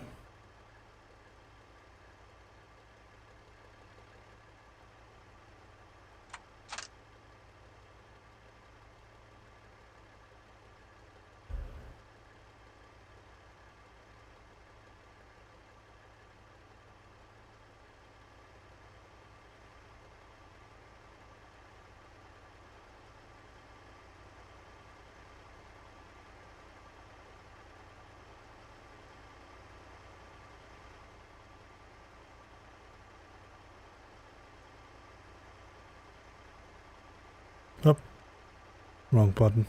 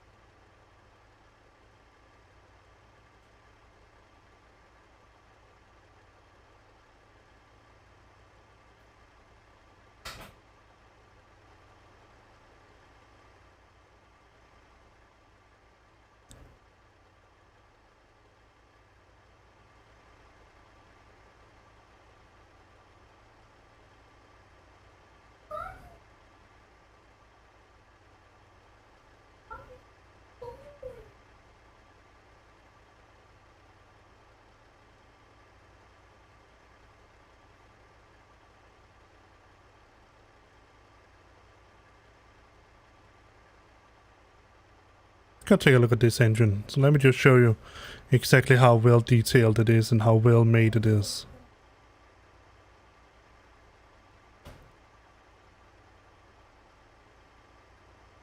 Because it is really well made. The only thing we need is to be able to open it up. So we can see the internals of it, but you can see a lot. There's a lot of stuff you can see looking through the engine. You can see the back part there. So you can see the inner part of the engine and the outer part of the engine.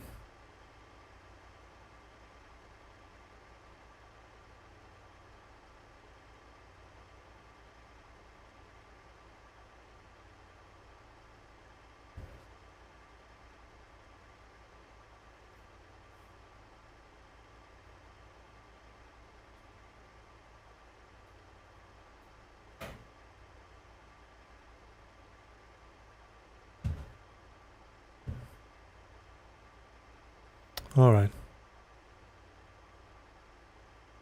You can also go into the engine. Brrr, let's take a look inside.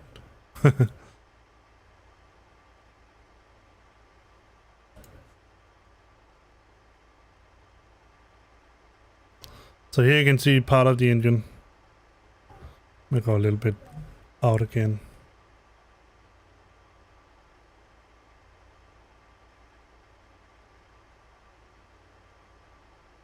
So this is basically the jet part.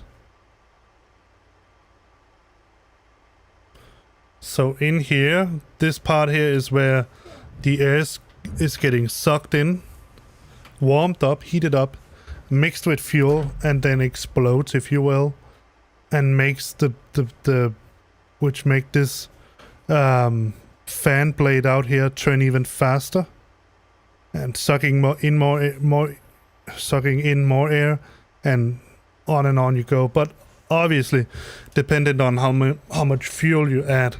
And if I'm not mistaken, that part is the throttle. So that's what you define by the throttle, is how much fuel you add. The more fuel you add, the faster it will spin. Alright, but with that being said, let's take a look like this, and let me just end.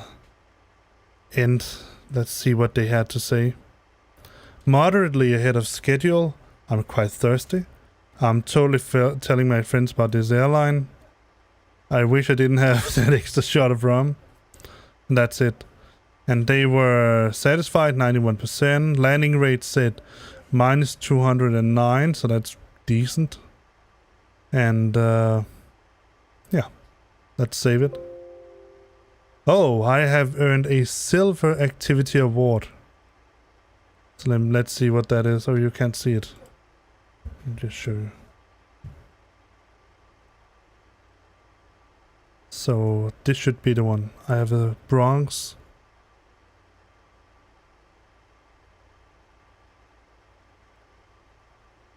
I should also have the silver activity, but I'm not sure why. What's that? Bronze recovery. Ah.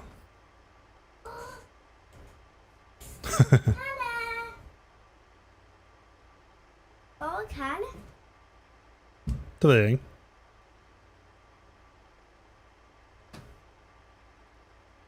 Maybe it'll come when I start it up next time. Yeah, but that's basically it. So we have...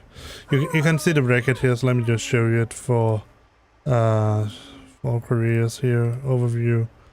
Let's see, it was this view. So you can see here, we're moderately ahead of schedule. So we landed 13:36 and we were supposed to land 14:05. We have 206 passengers. They were 91% satisfied. I mean, all in all, it's pretty decent. So let's close that. And close packs. Alright, so let me log out of VATSIM. Let me close down these two. No, I don't want to save that. I will also close this down. Close PFPX.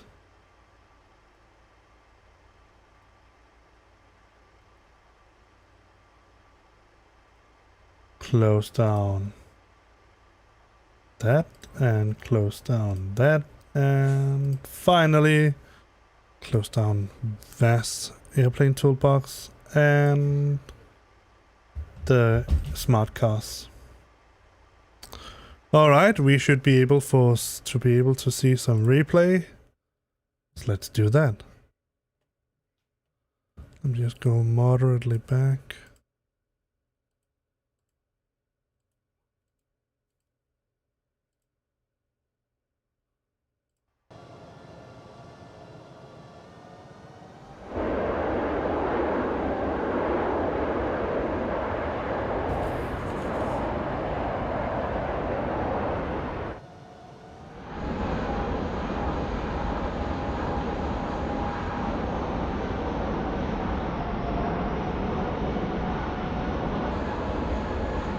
Started here.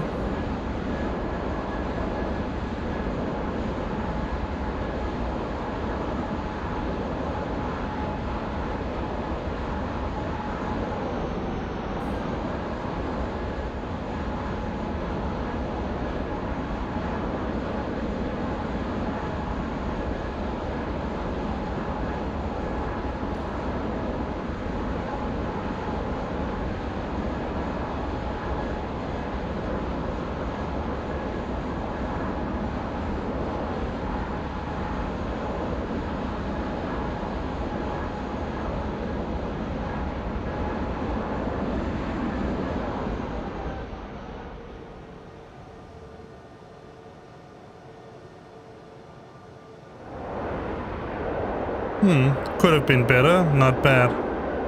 Let's take a look from the side.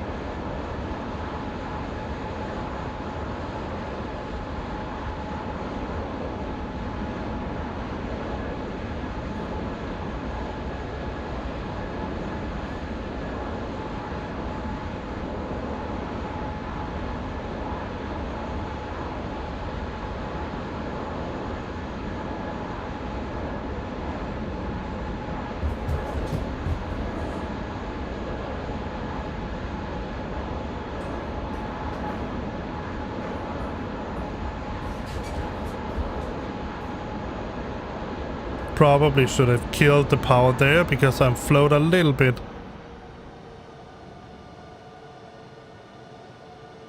Or maybe just less flare.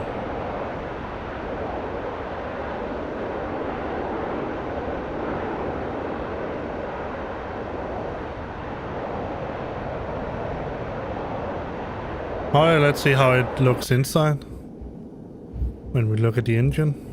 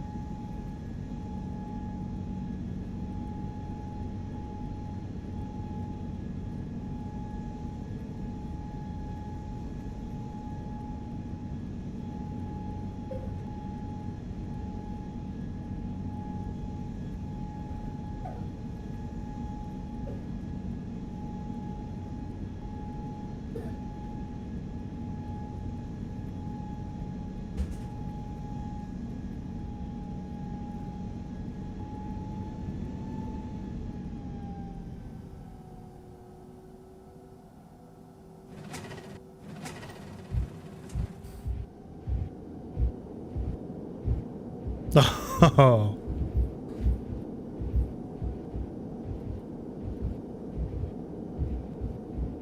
I don't know, 200, that's not a hard landing. That's actually pretty reasonable for an airplane like this.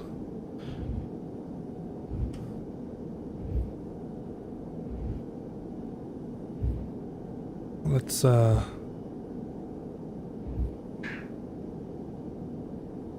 try to look at it from here.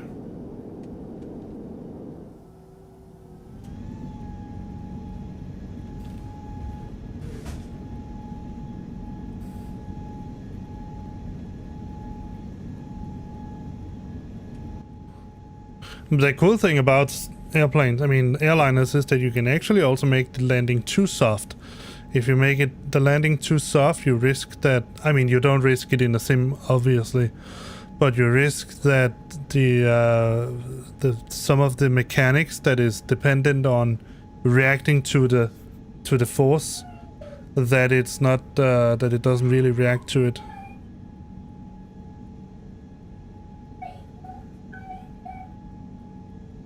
Especially if you are doing it in wet, on a wet surface, you actually need to do it a little bit harder in order to force the water away. Otherwise, you can have a watery landing, waterplaning.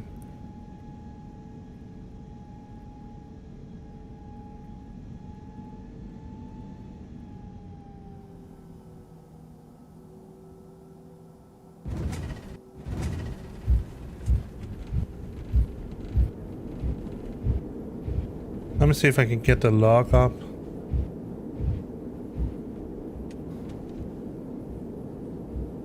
Let's take a look at from the tower.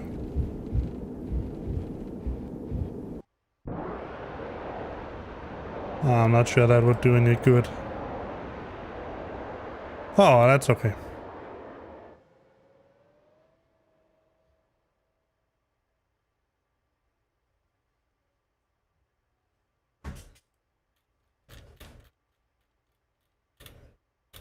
Just zoom in a little bit.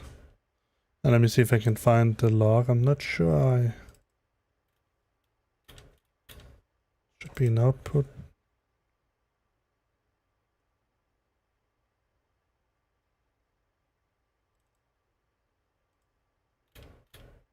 XGS. No, that's the XGS one, then it's in here.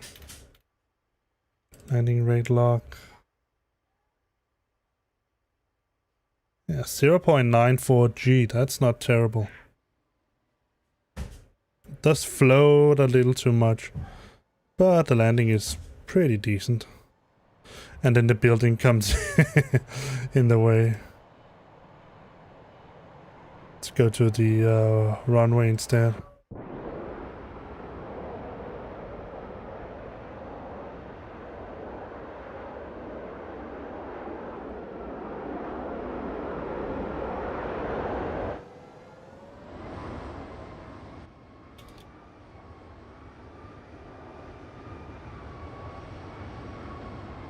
Need to know where the touchdown zone is. There? Yeah. Let's set it somewhere around here.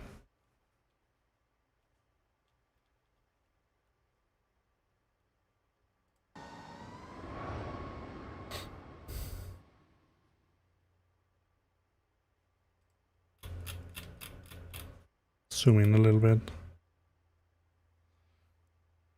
So the measurement here said minus 350, but the other one said, the other two said 200 and something. And it said minus 0.94 G.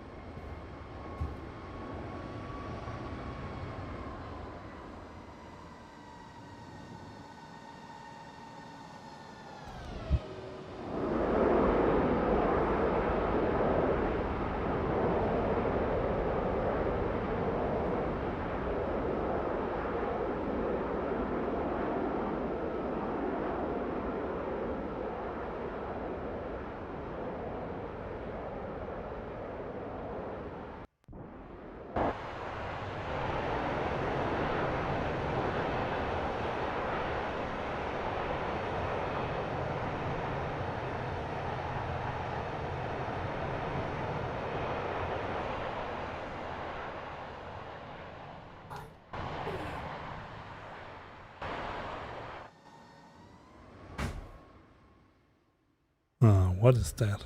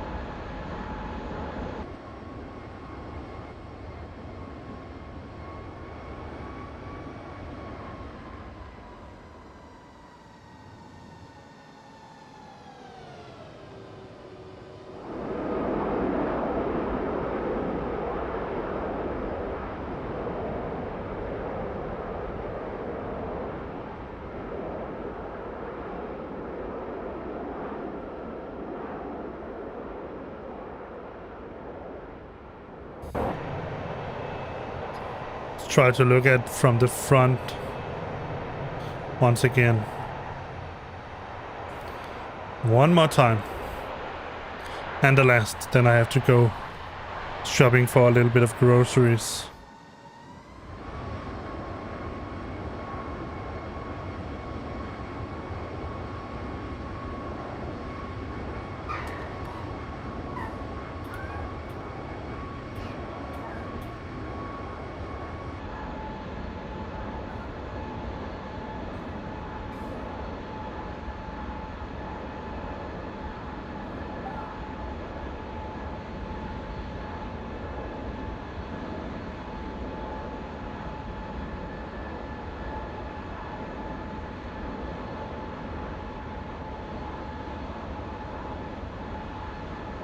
I would call it a firm landing.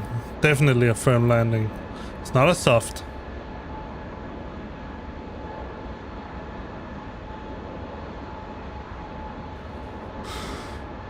But it's definitely much better than one of my minus 800 feet per minute landing.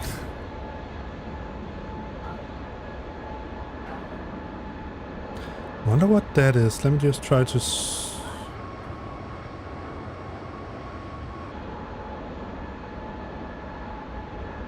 There.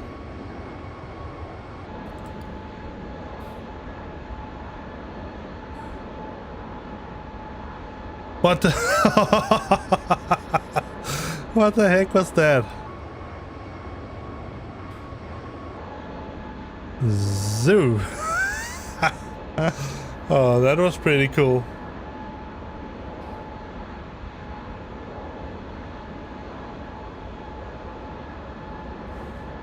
That's a fast balloon.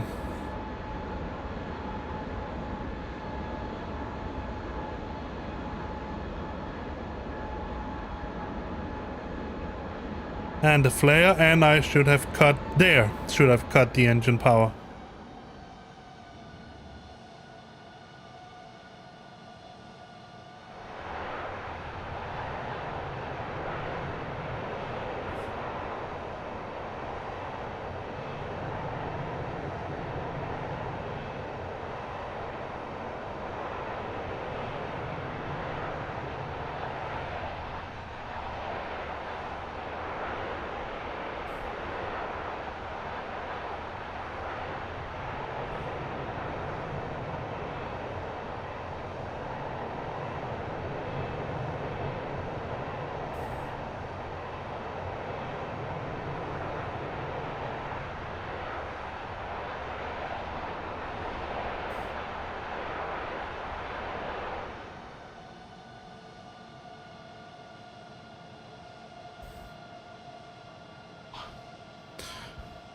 All right.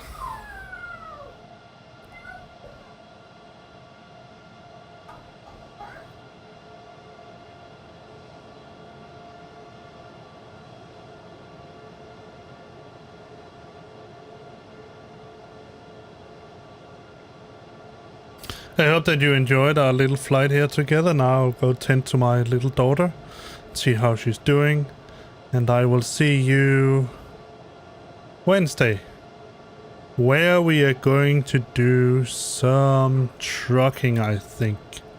Maybe, maybe not. I haven't decided yet. That depends on a lot of things, actually. But yeah. I have gained, while I was streaming this single stream, 2 new followers. So I would almost say that it would be rude of me to ask for more. But I will still say, just like always, if you haven't done so already, please follow me here on Twitch and on YouTube. If you like what I'm doing, then like it. If you don't like what I'm doing, then dislike it. The reaction is the most important thing. And subscriptions, they help. Then you'll get notified whenever I put out a new video. I will try when I have some... My goal has always been to have Twitch for streams and YouTube for edited videos. But I found that particularly doing streams like this, these long streams, I mean several hours, I simply don't have the time to edit them through. But I'll try to make it so that I will edit them Tuesday, then I'll go back to streaming on Twitch, videos on YouTube, because I always wanted to keep it a little bit separate. But yeah, that's it. I hope that you enjoyed it. I will see you next time. It's going to be Wednesday, and hope to see you there, all of you, if you have time and if you want to see what I'm doing. Alright guys, time for me to pick up some groceries for dinner. See you later. Bye. And no, Tommy, it was not a hard landing. Maybe if you're used to doing less than 100, then obviously it was, but I'm not. Anything for me less than 500 is a success, so. Yeah. Yeah, you know, there's something called hard butter as well, right? See you around, guys. Bye-bye.